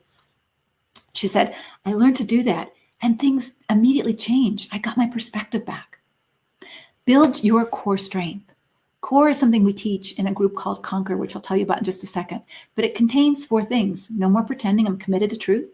I'm going to be open to learning and growing for myself. I'm going to be responsible for myself and respectful toward others without dishonoring myself. And I'm going to learn to be empathic and compassionate towards others, including my destructive husband, without enabling him to continue to be destructive toward me. And that's some hard work there. Educate yourself on what is healthy and unhealthy, just like you're doing in this webinar. I bet you've had a lot of aha moments tonight, and I'd like to hear about them. And also stop isolating. Get the support that you need, because you can't do this without support. And when you put your marriage in its proper place and you stop pretending and get the support of what you need, then you need to put God in its proper place and let go of the outcome. You don't know what's going to happen to your marriage, but you're going to do your work to grow and to become the person that God's called you to be, and to be your husband's truth teller in a good way, to be his helpmate, to have his back. If he listens or doesn't listen, you can't control. If your marriage makes it or doesn't make it, you can't totally control. You let the outcome go into God's hands and you do your work. You can't control everything in life, but you do what you can do to be the person God calls you to be. And this is what she said. She said, I learned I can be a godly woman. I can even be a godly wife, but I can't make a good marriage all by myself. And that was so freeing for her, that she didn't have to feel the guilt or shame. Like, what am I doing wrong? Nothing, but I can't fix this all by myself. And it was a freedom for her to be able to let go of that outcome. I want you to know that God does not care more about the sanctity of marriage than your children and your safety and your sanity. So what if you're there? What's your next step? What do you need to do right now? So in closing, let me just say this. Margaret Wheatley says this: without reflection, that's self-awareness and self-examination for you. Like, where are you right now? We go blindly on our way, creating more unintended consequences, failing to achieve anything useful. So you're here, right now for a reason. God has you here to learn. You're at a crossroads. You've got important work to do in your own life, in your own self. And so can I make a suggestion? One thing that I think has been very helpful for hundreds and hundreds and hundreds of women now is to join a group that I run called Conquer. Conquer can make it possible for you to hear from God in new ways. And when you do that, you can now start to live from a place of strength and health, and not desperation or depression or anger. It can make you possible for you to get stronger and more confident so that you can stop being victimized by your husband again and again. It can help you steer clear of manipulative games and crazy-making conversations, and we will teach you how to do that in Conquer. We'll help you stop reacting, and this is really critical because you might be reacting in some destructive ways of your own by now, retaliating, paying back evil for evil, and you're doing this in front of the kids. And what this does is it makes you more vulnerable to him using that against you later in parental alienation.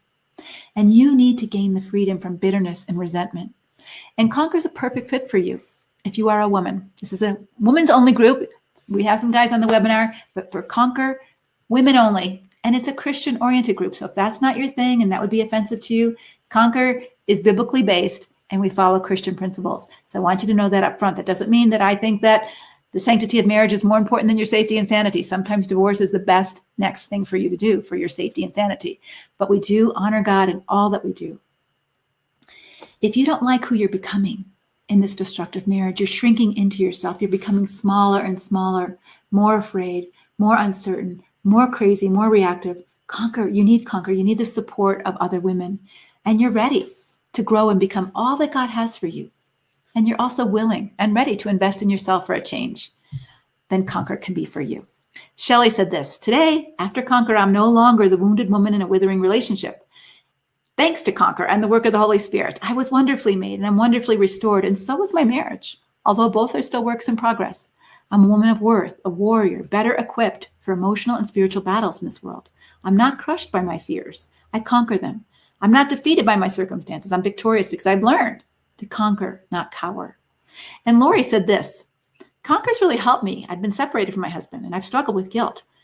And I couldn't work on my issues very well living with him, but I realized sometimes we have to step away to see the picture clearer. I'm seeing myself clear and what I need to work on. Thanks for the teaching. So what happens when you join Conquer? So when you join Conquer, you're going to immediately begin this journey. We call it the Conquer journey. And we're going to go through 5 steps, actually 6 steps, starting with the 0 step. And you're in the 0 step right now. And the 0 step is awakening. Oh my word. It's me. I'm in a destructive marriage. I see it now, see it really clearly. And you feel terrified. You feel lost. You don't know what to do next. You need support and help. So we take you through this 5-step journey. When you first come into Conquer, it'll take about 2 months to get all the way through it. And you're going to start with safety. Am I safe? How do I know I'm safe? If I'm not safe in certain areas, how do I get safe? What's a safety plan? How do I know what the abuse cycle is and when the honeymoon phase is and where I need to really pay attention to? You're going to educate yourself on safety. The next step is clarity. What does the Bible say about abuse? Is emotional abuse really wrong? Does God say so? Do I have a right to stand up against that?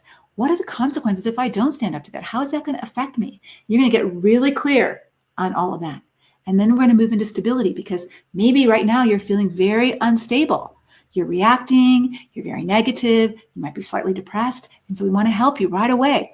Get that safety, get that clarity, begin to build some sea legs under you so that you get stable and you're not just reactive or a puddle of tears all the time and afraid. And then we move into strengthening. How do I build some core strength so I can be a woman of strength and dignity? And then move on to confidence. We will walk you through this inside of our membership site. There are videos, transcripts, worksheets for each of these steps to help you get going really fast. And we also have Facebook Lives helping you implement these steps where you can ask your questions and you can figure out exactly the part of this that you need to work on. And once you're done with these initial 5 steps, then you get access to the entire Conquer library. We have hundreds of teaching videos, training videos, where you can get hours and hours, as much as you want, of education and training that aren't available anywhere else in my YouTube library or anywhere else on the site. They're private just for the site, and they're more in-depth teaching of some of the things that you need to learn about boundaries, about parental alienation, about rejection, about fear of abandonment, about trauma bonding, all the things that you might need to know about to get healthy and strong. Now, I want to say this before I close. If you decide to join Conquer, Conquer isn't just about figuring out what you need to do within your marriage. It's about how to grow into a healthy, God-centered, mature woman who has strength and dignity as your clothing and who can smile at your future, unafraid. And if there was ever a time that you need this, it's now. Because our future, both in your house and in our world, is pretty darn scary. Conquer is about helping you learn to manage that and learning how to help your kids manage that through the turmoil and fallout of a cracked up world, but also a broken home, a destructive marriage, turmoil between their parents, and also how to teach you to build safe and trusting female relationships. Because I believe with all my heart, we as women grow stronger together. Wanda said this. She said, this group has been a blessing from God at the worst time in my life. The support has been phenomenal. The women who truly understand what you're going through. The fact that Leslie even responds to Facebook posts is amazing. The monthly phone calls have been tremendous.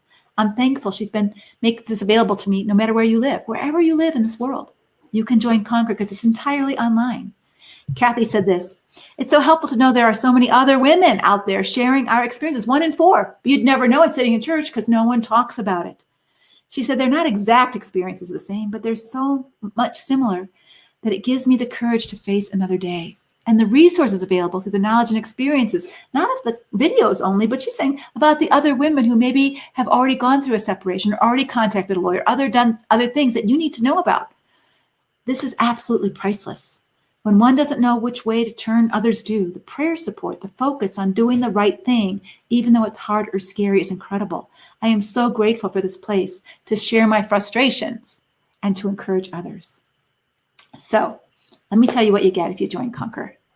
So you get a new teaching video every month After you finish this Conquer journey, we do one every month. So there's a whole library of accumulated ones, but every month I do a new one.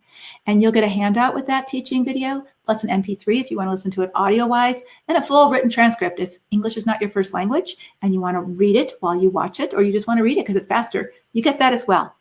And you'll also get a live implementation session on our private Facebook page to teach you putting that step into practice. There are Facebook Lives throughout the month on different topics at times, and they're also recorded. So if you can't be live, you can watch it later.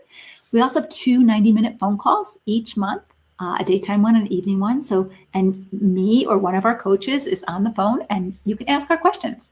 Any questions that you have about your marriage, about where you're at, what you need to do, what you need to learn, so that you can begin to get stronger.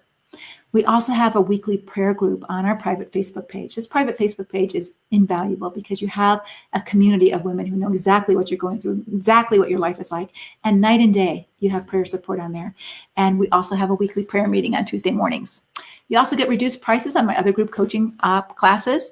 And I want to give you a special bonus if you're the kind of woman who raises your hand and you're a fast action taker. We've already had almost 200 women take advantage of this. But if you're a fast action bonus taker, if you join Conquer in the next 24 hours, actually less than 24 hours now, but by tomorrow at 7 o'clock Eastern time, you will be invited to join in a special phone call just with the newbies, just for the new people who joined in this first 24 hours. Tomorrow night, we're going to have a phone call, and I will mail you the details about which number to call, and we will be on there, and I will answer your questions, and we will get to know one another. All right? So Lori said this. She goes, I love your biblical teachings in all aspects, but the thing I appreciate about most when listening to you is your amazing ability to respond to conflict with a toxic person in such an effective yet compassionate and loving way, regardless of the circumstances. I'm so impressed with your choice of vocabulary. It seems like you always know exactly what to say. I haven't always known exactly what to say. I've learned to know, and I'll teach you as well. To help a woman stand up for herself in the midst of conflict while showing compassion and grace for the destructive individual. Isn't that what we want? We want to be gracious and compassionate, yet with good boundaries. Imagine what would be possible for you if you knew how to speak the truth in love, take responsibility for yourself while still being respectful toward your husband. What would be possible for you if you knew how to recognize destructive patterns and respond in a firm, godly way instead of exploding in rage or shutting down in despair and fear?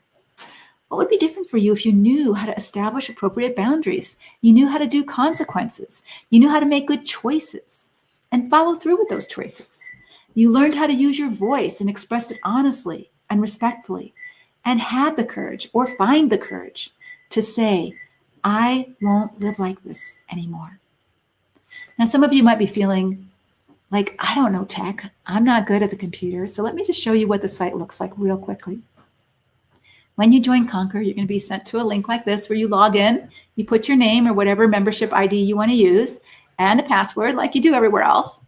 And then you see that little button where it says Conquer membership. You just click that button. That's the membership site.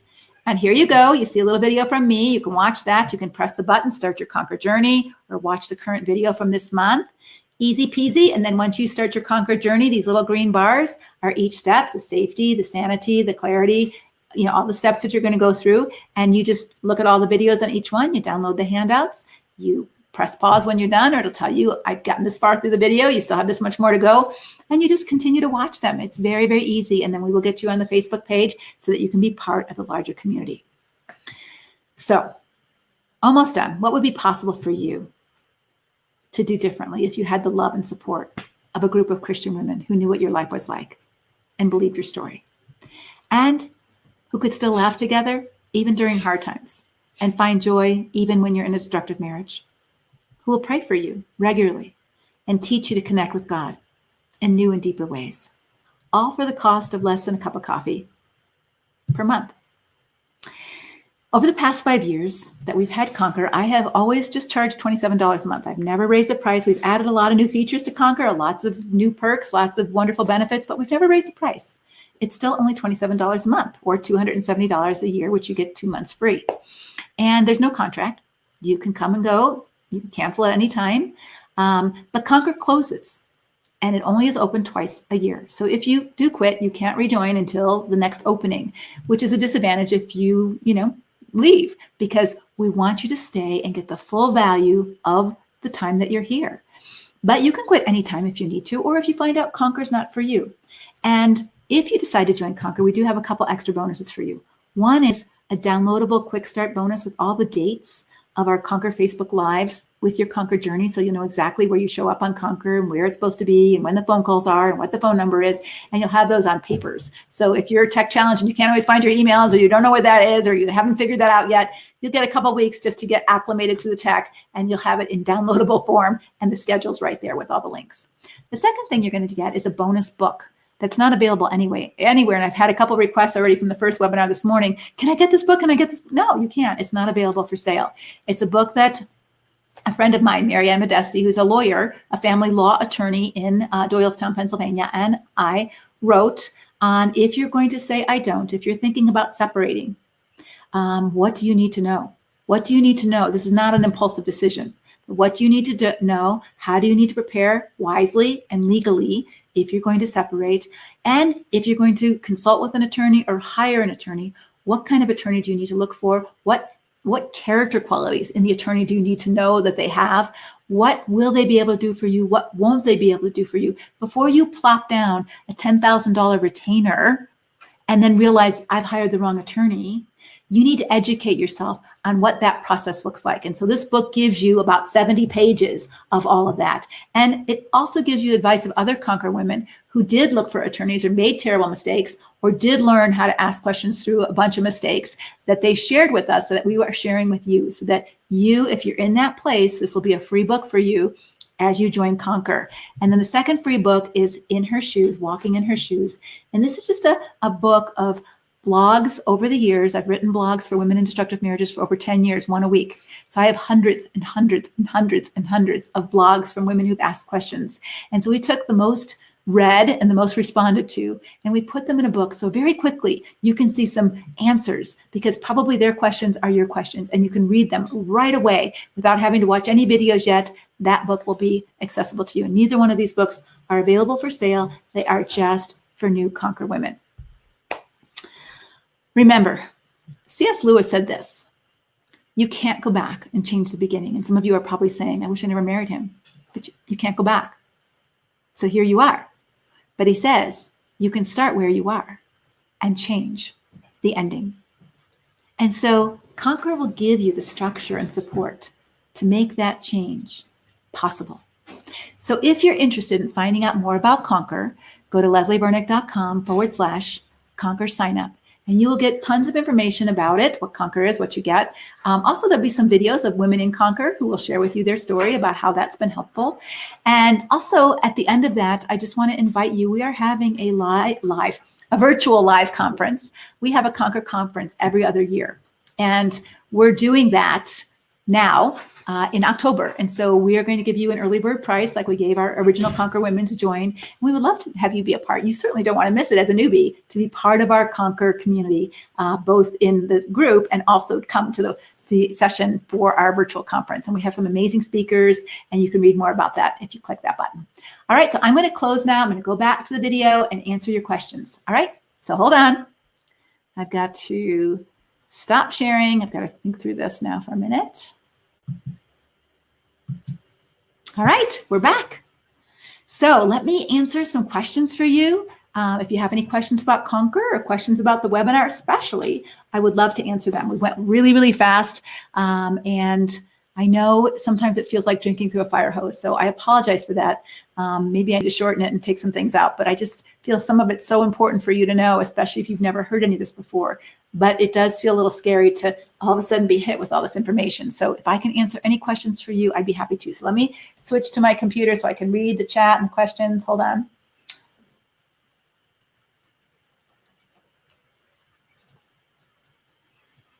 All right.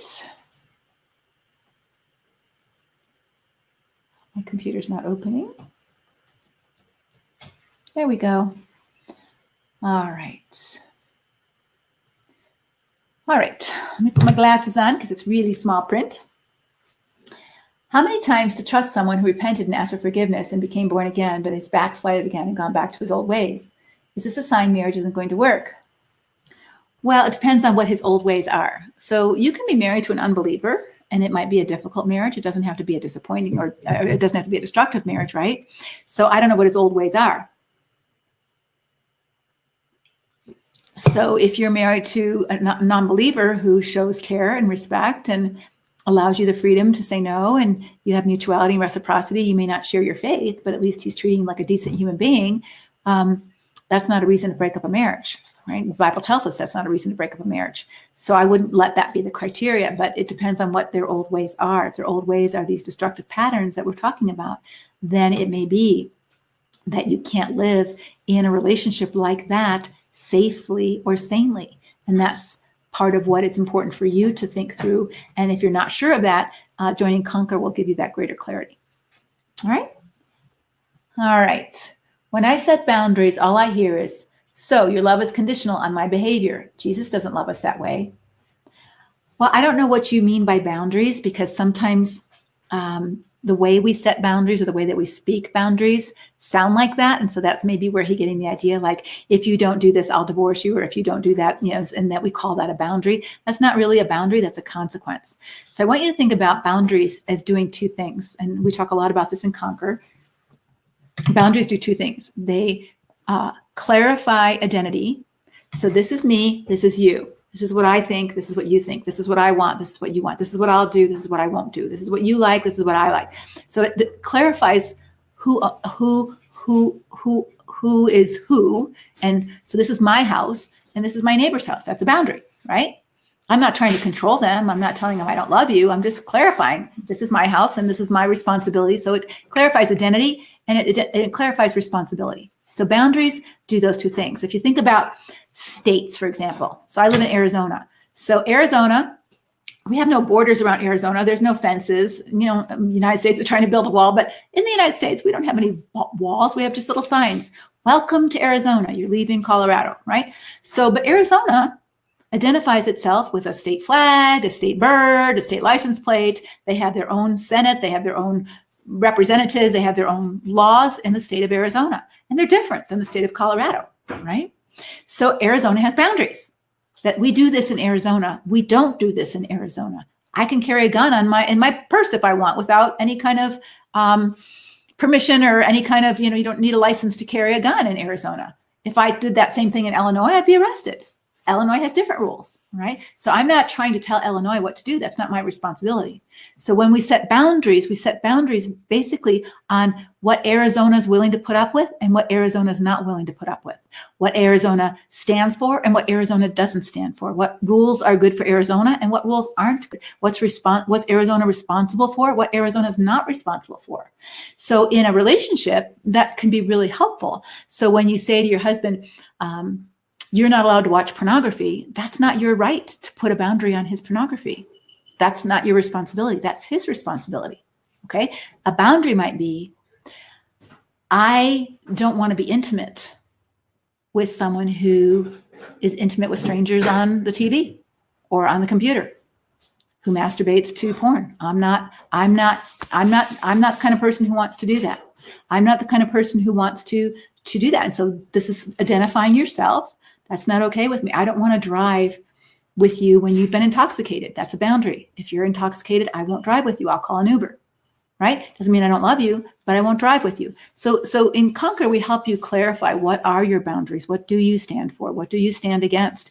And how do you communicate that to your husband in a way that doesn't say, I can't love you if we're different. Arizona can love Colorado. Arizona can help Colorado. Right? But they're not responsible to fix Colorado's problems. Colorado is responsible to fix Colorado's problems, right? And so this is really important in terms of your clarity about what's your job, because so often we as women feel overly responsible. We're at fault for everything and we have to fix everything. And that's just not healthy and it's not true.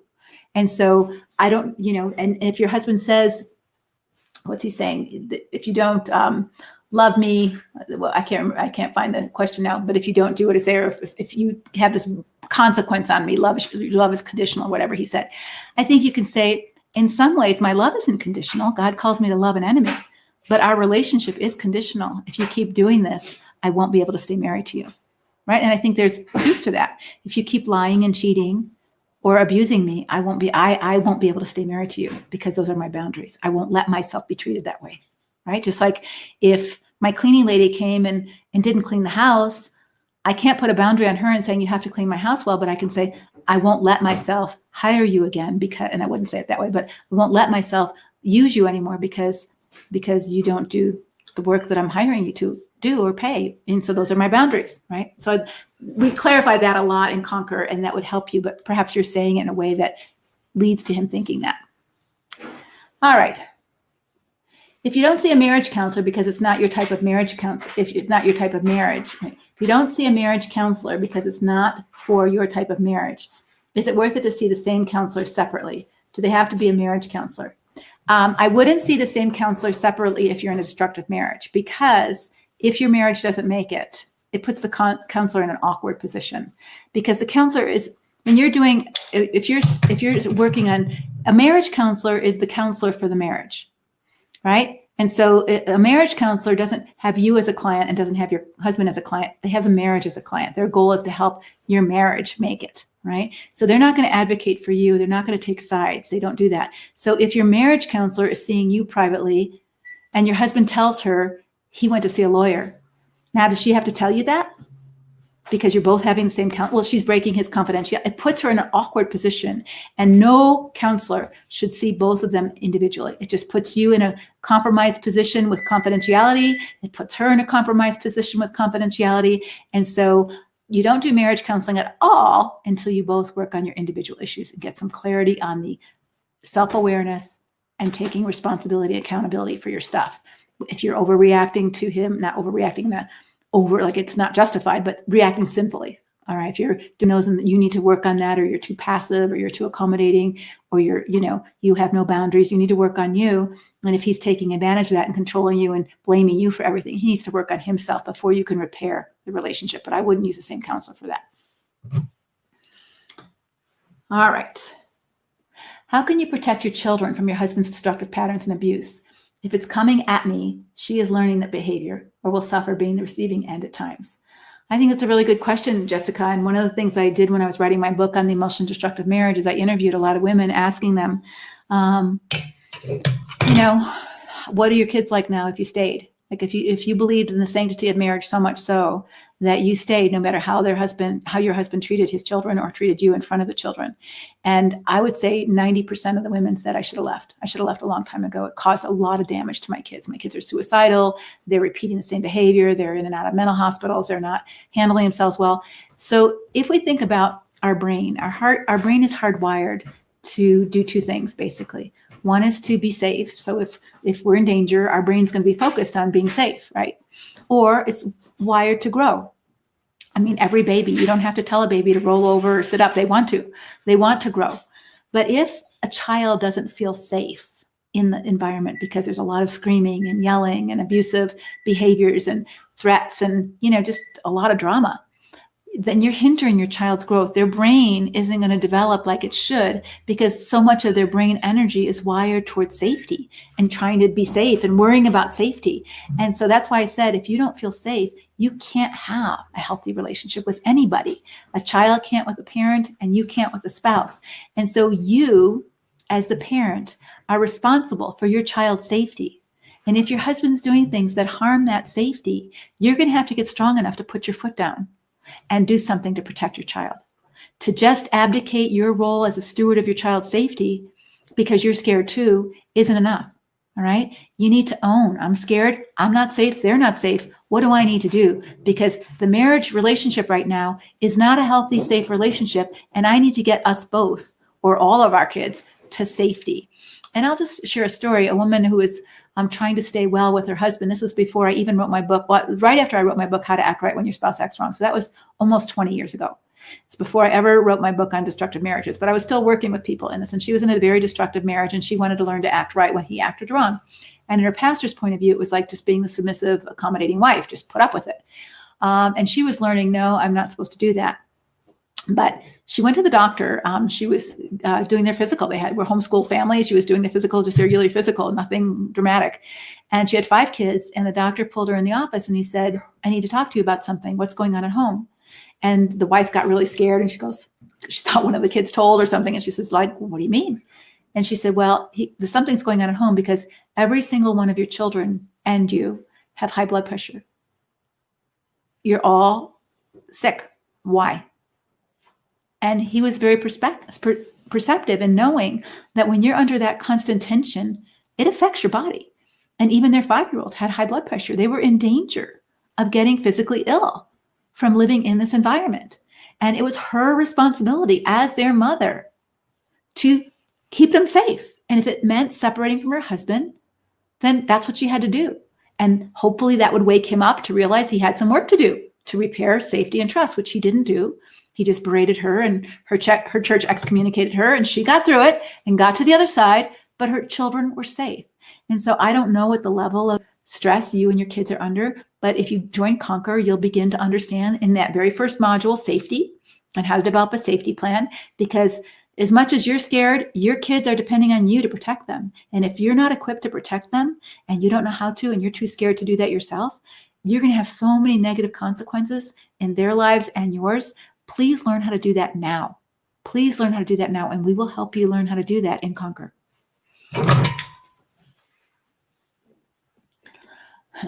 Cray is right, huh?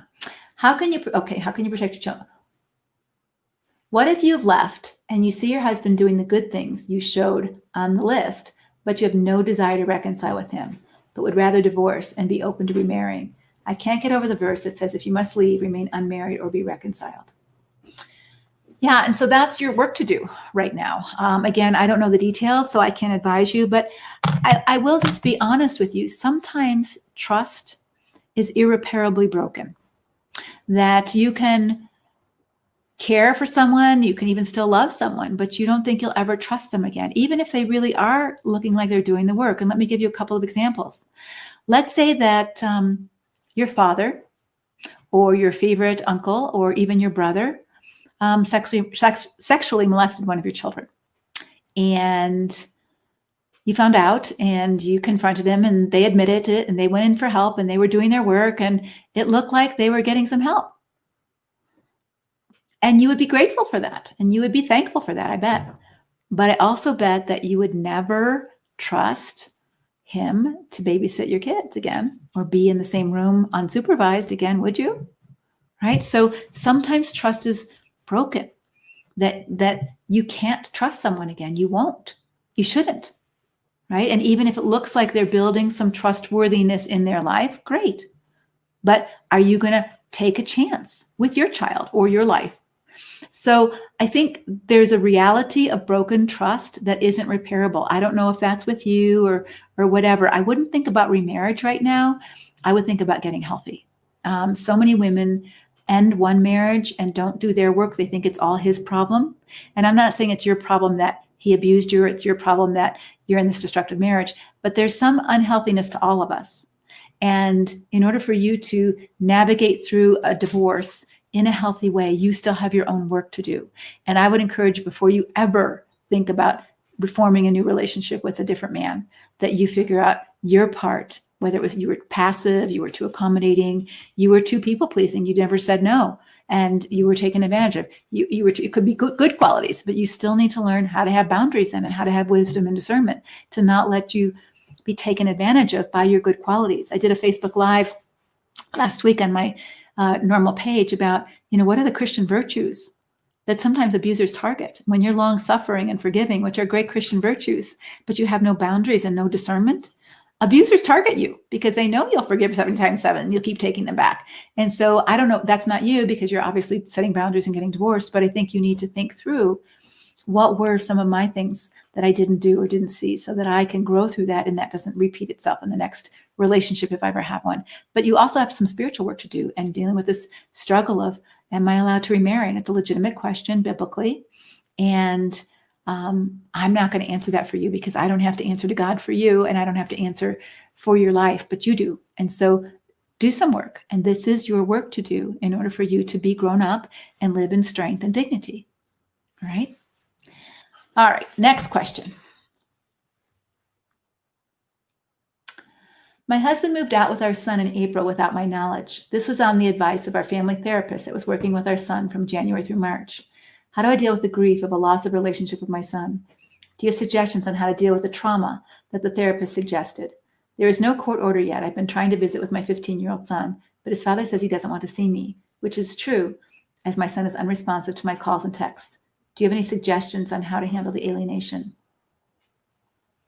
So I'm not sure I understand the situation fully, because your therapist recommended that your husband take your son. So were they concerned about you being harmful to your son is my story that I'm telling myself, is that there must have been some reason, unless your husband was totally lying to the therapist and the therapist never checked out what was going on.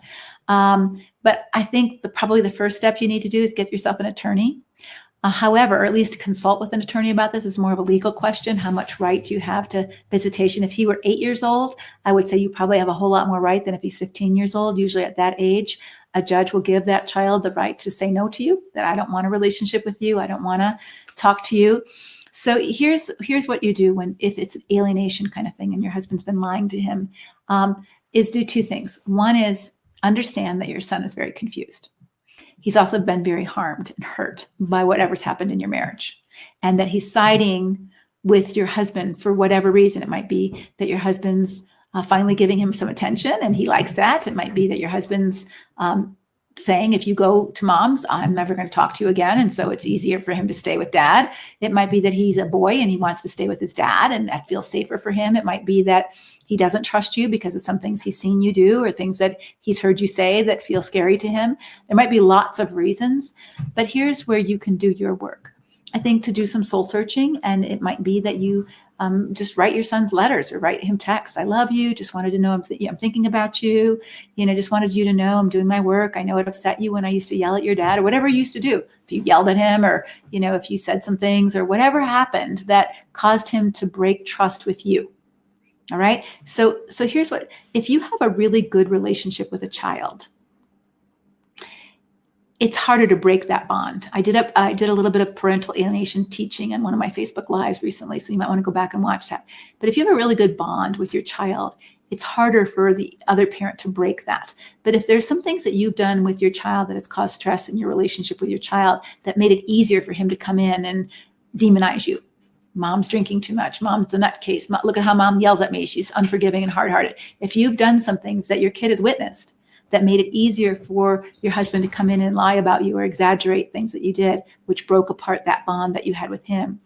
I think it's probably best, if you consult with a lawyer, but best to just say, I know you witnessed a lot of stuff and it's been really hard for you. And I'm doing my work, honey, so that mommy gets really strong and very clear.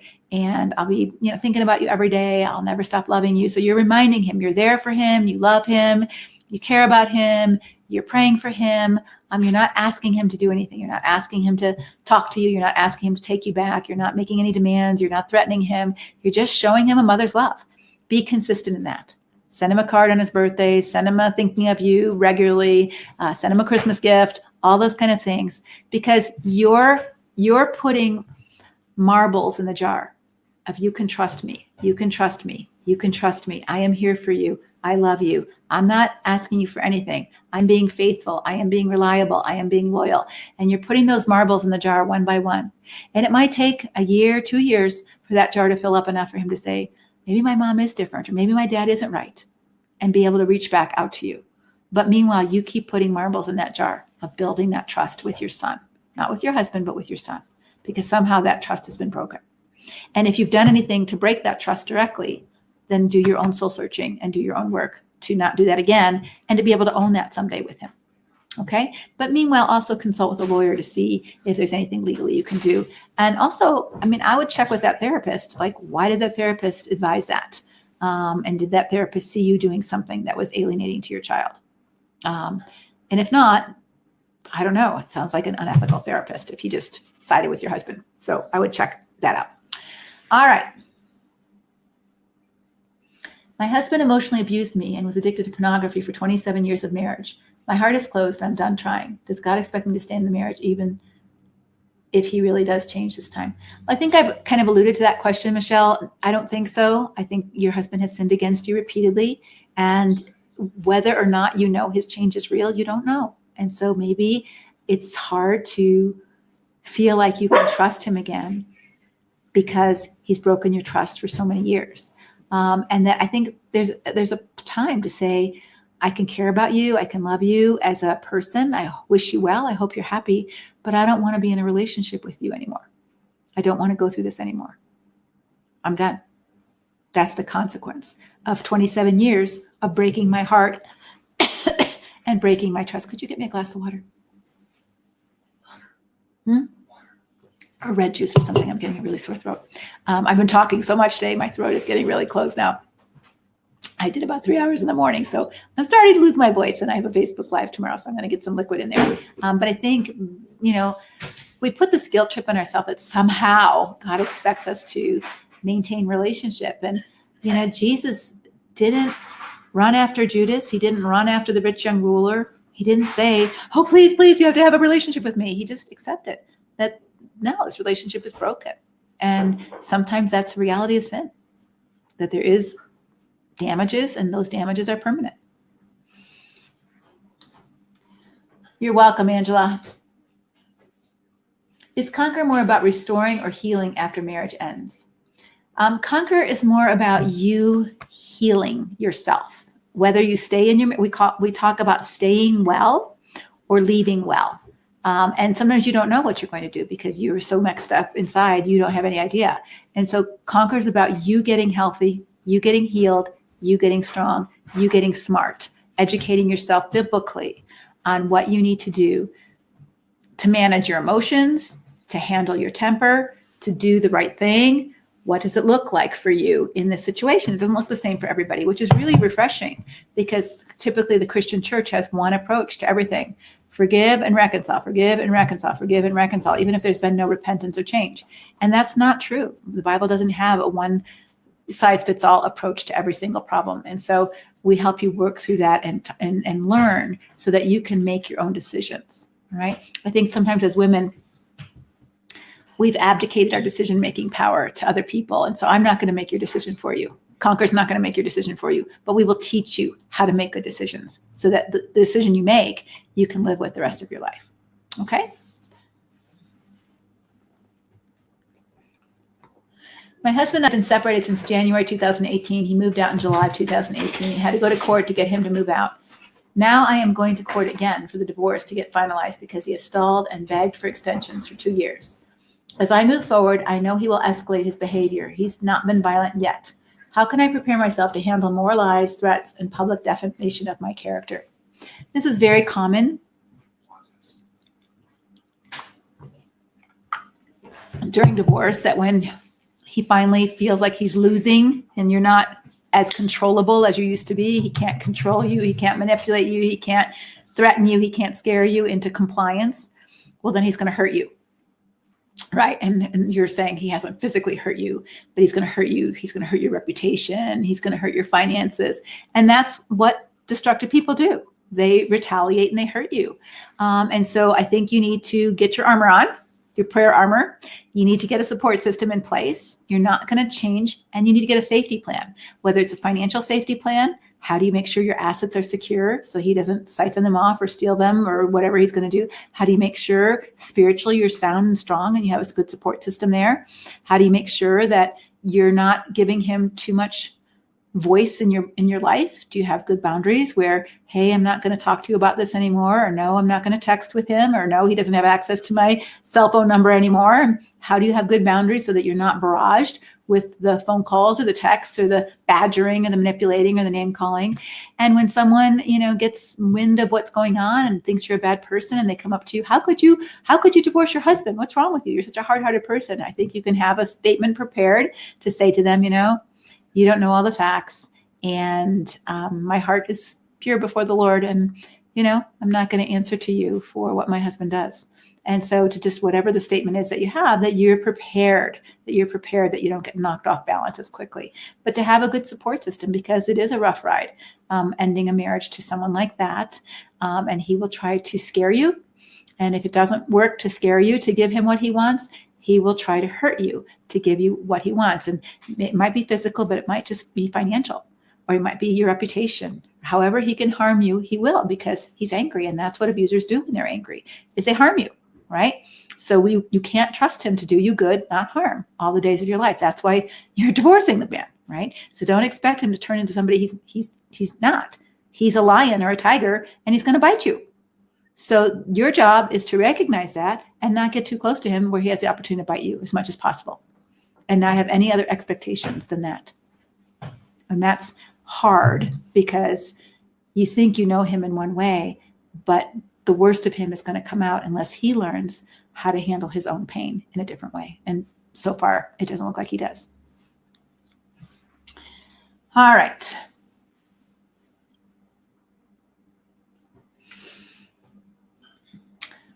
So what do I do when my husband says I use sex as a weapon? This happens when I don't want to have sex with him after he yells and verbally abuses me.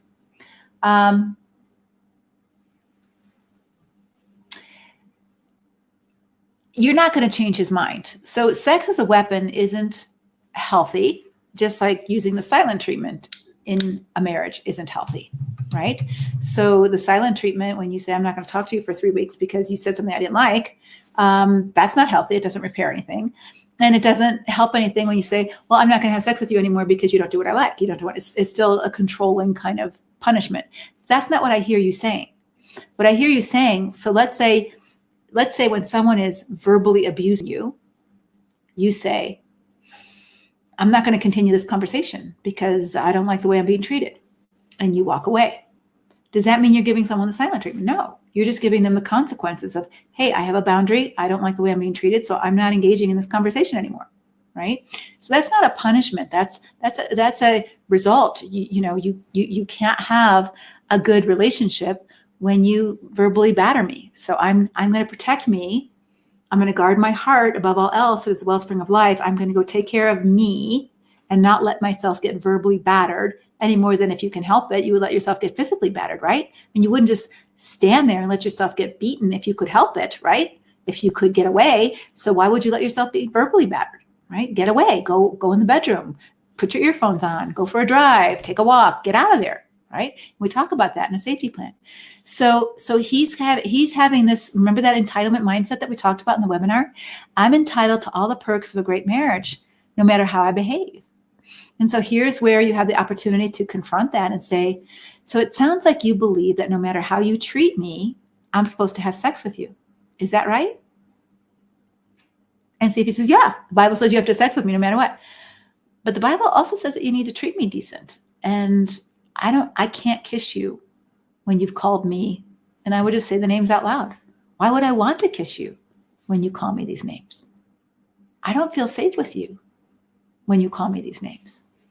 So you're attempting to educate him on the reality that his lie, I'm entitled to all the perks of a great marriage, no matter how I treat you. You owe me sex. You're attempting to break through that lie with the truth in a respectful way. Probably won't work because it works for him to have that lie. So I can do what I want and you still owe me the results of a good marriage. And so I think you can just say, well, it's not punishment, but I can see where you think that. But I'm not trying to punish you. I'm just trying to say, I don't feel like kissing you when you treat me that way. Just like I don't feel like talking to you when you treat me that way. It's very unpleasant. All right. So you have a choice. If you want to have a good sex life, you're going to have to change the way you treat me. Because I don't want to have sex with someone who verbally beats me up. Would you? I probably would. Well, all right, well, that's you, but it's not me. I don't want to do that. That's degrading to me. I'm not going to let myself be degraded in that way by letting myself be a body to use and not a person to love. So the way that I'm saying things, these are things that we talk about in Conquer. And one of the things that we do in our Conquer phone calls is we do a lot of role plays. So if you run a Conquer phone call with me, I might say, okay, so let's role play you saying that to him. Let's see. And then I'm going to tell you, oh, you're just being selfish. Or, oh, you must have listened to that old Leslie Vernick who tells women you're a heathen, whatever. And I'll just goat you so that you have to learn how to hold your own. And sometimes in those conversations, and we role play back and forth. And those are really helpful to listen back. Even in the in the tapes, they're all taped so that you can go back and listen to them, because you have to learn, and you have to learn to speak up for yourself in godly, respectful ways. Jesus spoke up for himself, and sometimes he didn't because it wasn't worth it. And so Jesus has this pattern in Matthew chapter 7 where he says, don't judge and take the log out of your own eye. And we talk about that in Conquer. But he also says something very interesting that most church leaders don't really talk about in terms of relationship. He says, don't cast your pearl before swine. And so when you constantly try to explain something to someone and you try to have them understand you and try to break through that crazy thinking that they have, and they don't have any of it, don't keep doing it, because it's only going to hurt you, Jesus says. They'll only turn on you and trample you. And so we have an acronym in Conquer. It's not my acronym, but it's an acronym called JADE, J-A-D-E. Don't justify, don't argue, don't defend, don't explain. J-A-D-E. Don't justify, don't argue, don't defend, don't explain anymore. Because those things are fine in a normal relationship. But when you're in a healthy relationship, they will twist it constantly, and you're constantly defending yourself, and you're constantly trying to explain yourself, and they don't really care.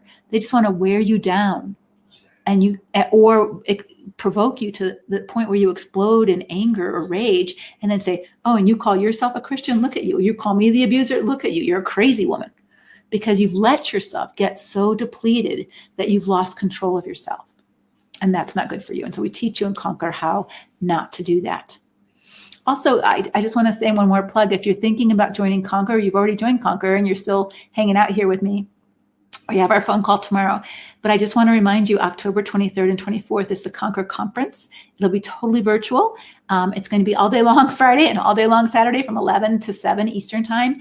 And we have some great keynote speakers. We have some great workshops, all in great workshops for you to meet other Conquer sisters in the area where you live, all virtually. But we have a great tech team that's going to be doing all that. And you have a reduced price for the Conquer Conference. Regular Conquer members, they can't get it at this price at this point because they've already had an early bird registration. So you have that opportunity to be a part of this conference, and you really want to be if you're joining Conquer. You don't want to miss it. This is our third Conquer Conference. We do one every other year, so we won't be doing another one for 2 years. So you do want to be a part of this, and I would highly encourage you, if you're going to join Conquer, to check out the conference as well. All right, let me just answer a few more questions.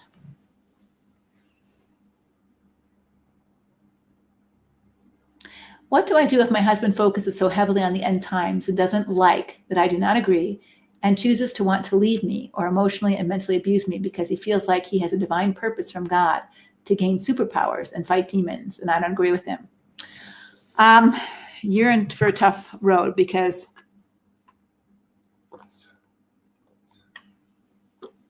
your husband is, believing some lies and a little bit probably mentally deluded. And there's no way you're going to break through with that. So 2 things. One is I would assess your safety. Like, what happens when you say, you may believe that, but I don't believe that, or you may believe that, but God hasn't convicted me that that's true. And so I'm not sure where we go from here as a couple, but I can't support that. All right. So can you say that? And if you say that, are you safe? Or is there badgering, manipulation, threats, those kind of things? If there is badgering, manipulation, threats, that even shows you even more that he's deluded, because a godly person, even if they felt they had a calling from God, doesn't treat other people that way, right? They just don't, even if you don't agree with them, right?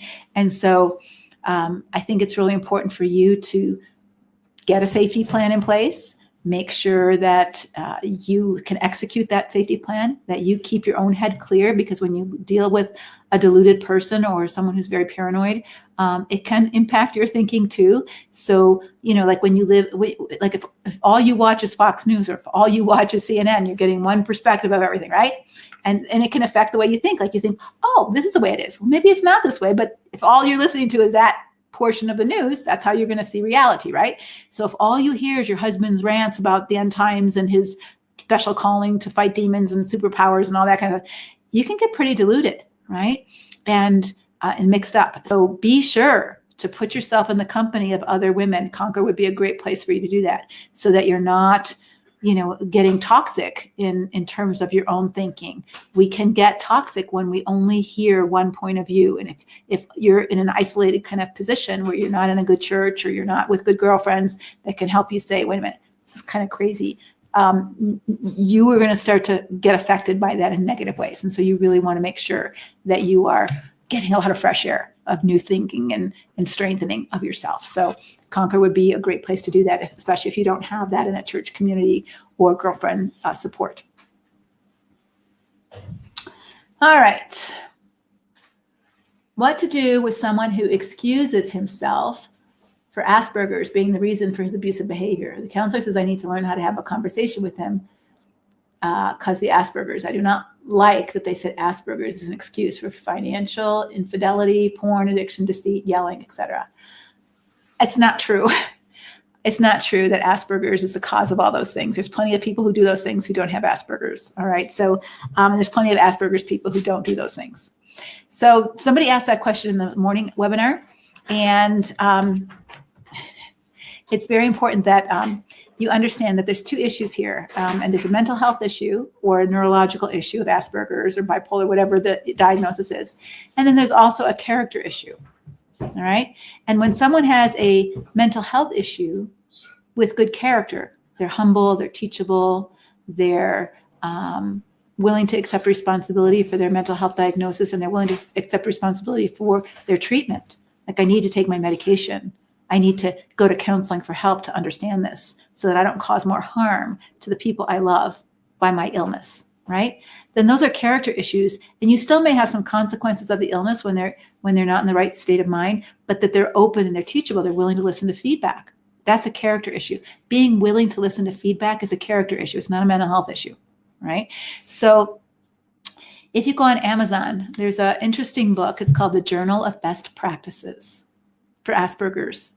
The Journal of Best Practices. It's written by a man who has Asperger's, not a Christian, whose wife does have a support group for wives of Asperger's, again, not Christian.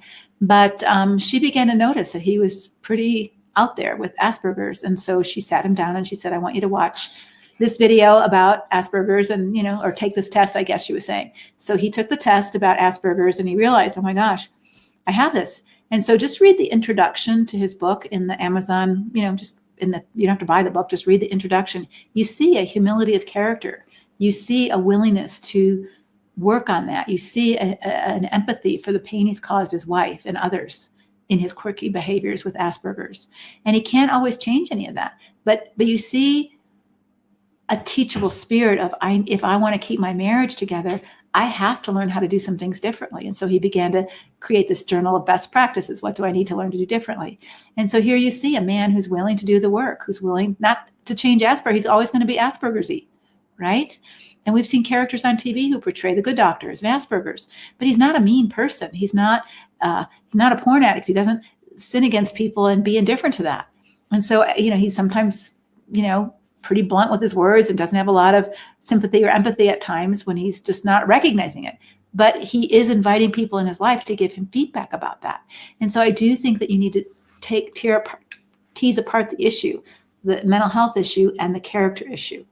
There's plenty of people that I know that are bipolar, that have amazing character. They're humble, they're sweet, they're generous, they're kind, they're brokenhearted, that they've harmed someone in a bipolar episode of rage or spending or even sexual infidelity when you feel like you're on the top of the world. But in that moment of repentance, when they're at this place of humility and saying, I don't want to ever do that again. And so if I'm getting high or I'm not sleeping, I'm willing to go back to the doctor. I'm willing to take my medication. I'm willing to do whatever I have to do to be healthy and as healthy as I can be. That's very different than saying, you're crazy. I'm not bipolar. I'm not taking that medication. I don't like the way it makes me feel. And it's all about me. And you just have to adjust. That doesn't make a good, healthy marriage. And so I feel for you if he has Asperger's, but part of his growth and part of your communicating with him is, hey, I can accept that you have some differences and it may be harder for you to understand things or communicate clearly or understand what I'm saying or partner with me on some things. But your porn use has nothing to do with Asperger's. Your verbal abuse has nothing to do with Asperger's. The way you treat me has something to do with your character, your heart. Okay?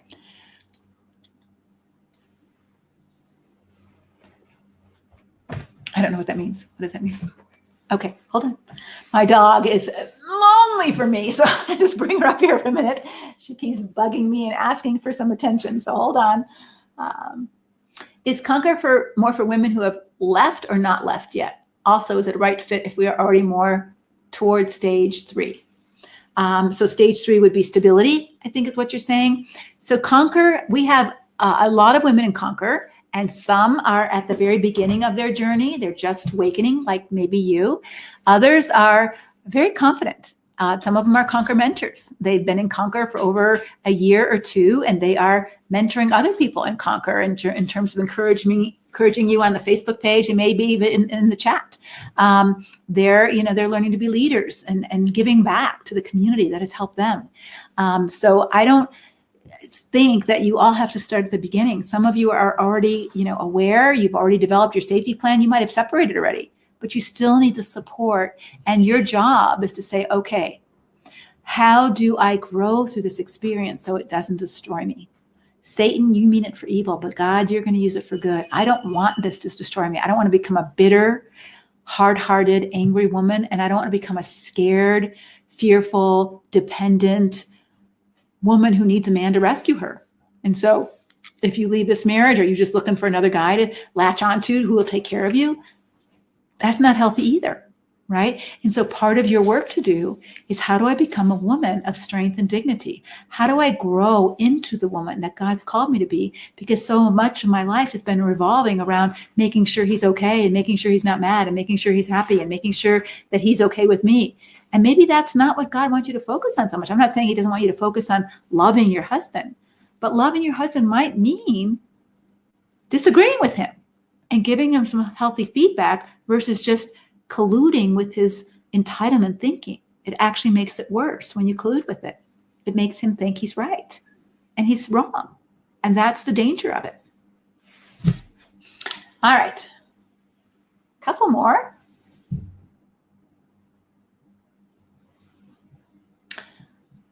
What boundary do I place on a 73-year-old husband, sexless marriage? 17 years, he keeps getting caught using porn and drinks and hides hard liquor. He's been to every man's battle twice, no change. Do I insist he leave?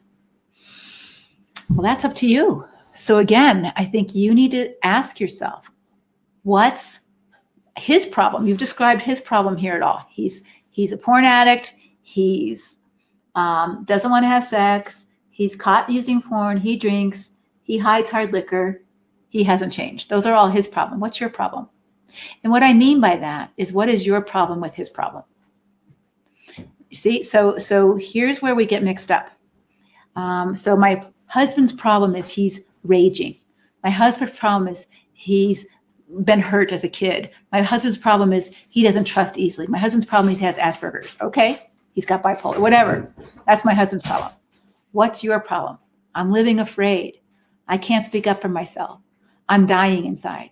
I don't know. I can't support myself. Okay, those are your problems, 4 of them. I don't know if they're yours, but here's 4 that we've named that are your problems. These are the problems you need to work on. You can't fix his problem. Now, whether you can work on your problems with him in the house or him not in the house, I don't know, because I don't know what your problem is. You don't just ask someone to leave because you don't like their problem.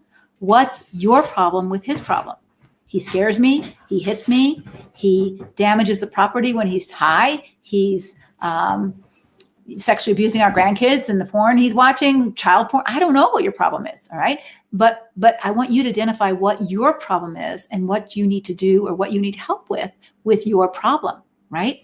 It's not about, and maybe my problem is I can't live in peace in my own home because he's, growling around all the time and he's walking around putting me down and all this kind of, well, then maybe I need safety. I need some sanity. I need some stability. And I can't get that in my own house. There's no respect of boundaries. Right. And if that's true, then maybe you would ask him to leave. But by your question, I don't know what particularly you named really clearly what his problems are, but I'm not sure what your problems are with his problems. All right. I hope I'm making myself really clear. So if my son is autistic and my husband is bipolar and my dog is, a bad dog and my finances are, I don't have enough, my husband's not making enough money. What's my problem? My problem is I can't feed my kids. My problem is I'm scared. My problem is I don't know if I have to go out to work. So now I can start working my problems once I identify what my problem is with their problems, right? And so that's what is really important for you to do at this stage, so that it's not about punishing him or fixing him. It's about, how do I steward me? How do I steward me? You're the only one that can steward you. Okay? All right, a couple more and then we're going to go for the night. Do I have any workshops for men? I don't a man can sign up for this, and you can certainly share the replay with him if you want to when it comes to you. But I don't minister directly to men other than our counselors group. I have a counselors group, or when I speak, when I speak in churches and stuff, then I do. But I'm just as busy as I can be with the women that I work with, and that is my calling, to work with women. How do I deal with pastors and families that take a different biblical view, and these relationships can be impacted or even lost because of the decision to divorce after a long, destructive marriage? How do I deal with pastors and family that take a different biblical view, and these relationships? Okay.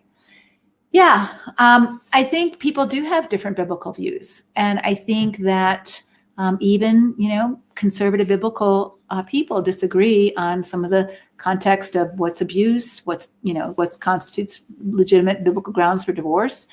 And so I think, again, if you're not allowed to make decisions that are different from your tribe and your family of origin as an adult person, so if I had cancer and I decided, I'm not going to take traditional chemo. I think I'm going to eat healthy. I'm going to go to keto, and I'm going to take vitamins, and I'm going to do naturopathic treatment. And my entire family disapproves of that. I would hope that as an adult woman, they would give me the freedom to make that decision about what I need to do that's best for me, even if they don't agree. And they wouldn't say, unless you think like me, unless you do what I want, I won't have anything to do with you. I mean, that's pretty restrictive, isn't it? In relationships, when we talked about what healthy relationships are. So the fact that your family's threatening that if you don't do it exactly as they think you should, says to me that your whole family of origin is pretty controlling and pretty unhealthy. That yes, we are going to have differences and we are going to have disagreements. I remember when I held my kids back and I didn't send them to kindergarten when they were 5. They were kind of had a weird birthday date. And I said, I think I'll hold them back a year. My family thought I was nuts. Now everybody does it. But back then, 40 years ago, nobody did it. But so they thought I was nuts. I'm going to do what I think is best. And here's where you need the confidence to begin to make decisions that you think are best for you and tolerate the disapproval of others. But if they can disapprove of you, and people disapproved of people in the Bible, people who disapproved of Jesus. Even his own family said he's out of his mind. But if people are threatening you with cutting off relationship if you don't do what they think you should do, if they don't think you should live your life as they think you should live your life, that's pretty controlling, right? And I think that you need to recognize that for your own well-being and mental health. Okay, so I'm going to do one more, and then I'm going to take a break. I am going to be on Facebook Live tomorrow with on my regular Facebook page, and we're going to be, I can't remember what the topic is, but I'm a little brain dead at this point, so I can't remember exactly what the topic is, but we are going to do a Facebook Live at noon tomorrow if you want to hang out. I'm sure you'll get a notice on this.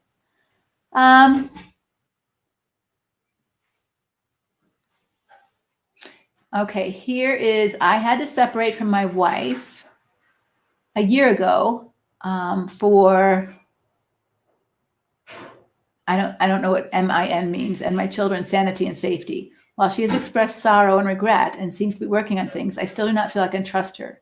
How can we rebuild trust when I'm uncomfortable around her and do not want to spend more time with her? She has not told anyone about our separation at this time, and is that a sign of failure to truly own her abusive behavior? I think it's one sign, and so I think you need to think through first of all, do you want to try to rebuild trust, and what would that look like? And then, and what trust is built in small steps. Okay. You don't fire hose trust. So trust is built in being reliable and consistent and faithful in those same things over and over and over again. Trust can be broken in one big old bad incident. So I can, yell and scream and use a 4-letter word at my kid, and they can not trust me as a mom. Right. And I can rebuild safety in small moments of, I'm angry and I'm not going to do that anymore. Nope, mommy controls her temper now. I don't act that way anymore. See, and I don't say those things, but I'm showing them day by day that my behavior can be trusted. And so I think you need to think through, what behaviors do you need to see in her toward the children, toward others in her life, and toward you that would make you feel safer if you want to rebuild trust. And I think sometimes abusive behavior is so toxic and damaging that you really don't want to rebuild trust, that the marriage is irreparably broken and that you don't want to rebuild trust, that there is no ability for you to trust that person again, whether they've been, some people are really good liars and they're chronic cheaters and they look like they're all better, but they're still really good liars. So you don't know. And you don't want to live in a state of anxiety your whole life about who this person really is. So I don't know enough to know, but I think you have to do that hard work to know what you want. Do I want to rebuild trust? And is it possible? And if it's possible, then, or if I want to, then is it possible? And if it's possible, then what would be the steps? And do I see progress in those steps? And one of them is being accountable and humble for what she's done. And if she's not even saying what she's done, then that might be a first step to say, one of the things that would help rebuild trust is if you told the truth about what happened in our marriage to people who you've told lies to. It didn't happen that way. This is how it happened. And can she hear that? Can she own that? Can she express the truth or not? And if not, you can't really rebuild trust, right? Because those basics are not there. All right. I am sorry. I know there's more questions, but I'm out of gas. And I think I'm going to get muddled in my voice and in my talk. So I apologize, but it is been on the webinar a long time now, and my voice is getting tired, and I'm time to take a break. So I'm going to take good care of me. So I'm going to be a steward of my health and my well-being, as well as my husband's. He's been sitting here, and I'm going to let you go. But I thank you so much for being a part of this webinar. And if you're interested in joining Conquer, we will be closing our doors next week. So if you're interested, I would highly encourage you to check it out. And if it will meet your need, or you want to see if it will meet your need, there is no obligation to be a part of Conquer forever. But I would highly encourage you to give it a try, because I think it can really be a life changer for you. All right. Take care. God bless. Bye-bye.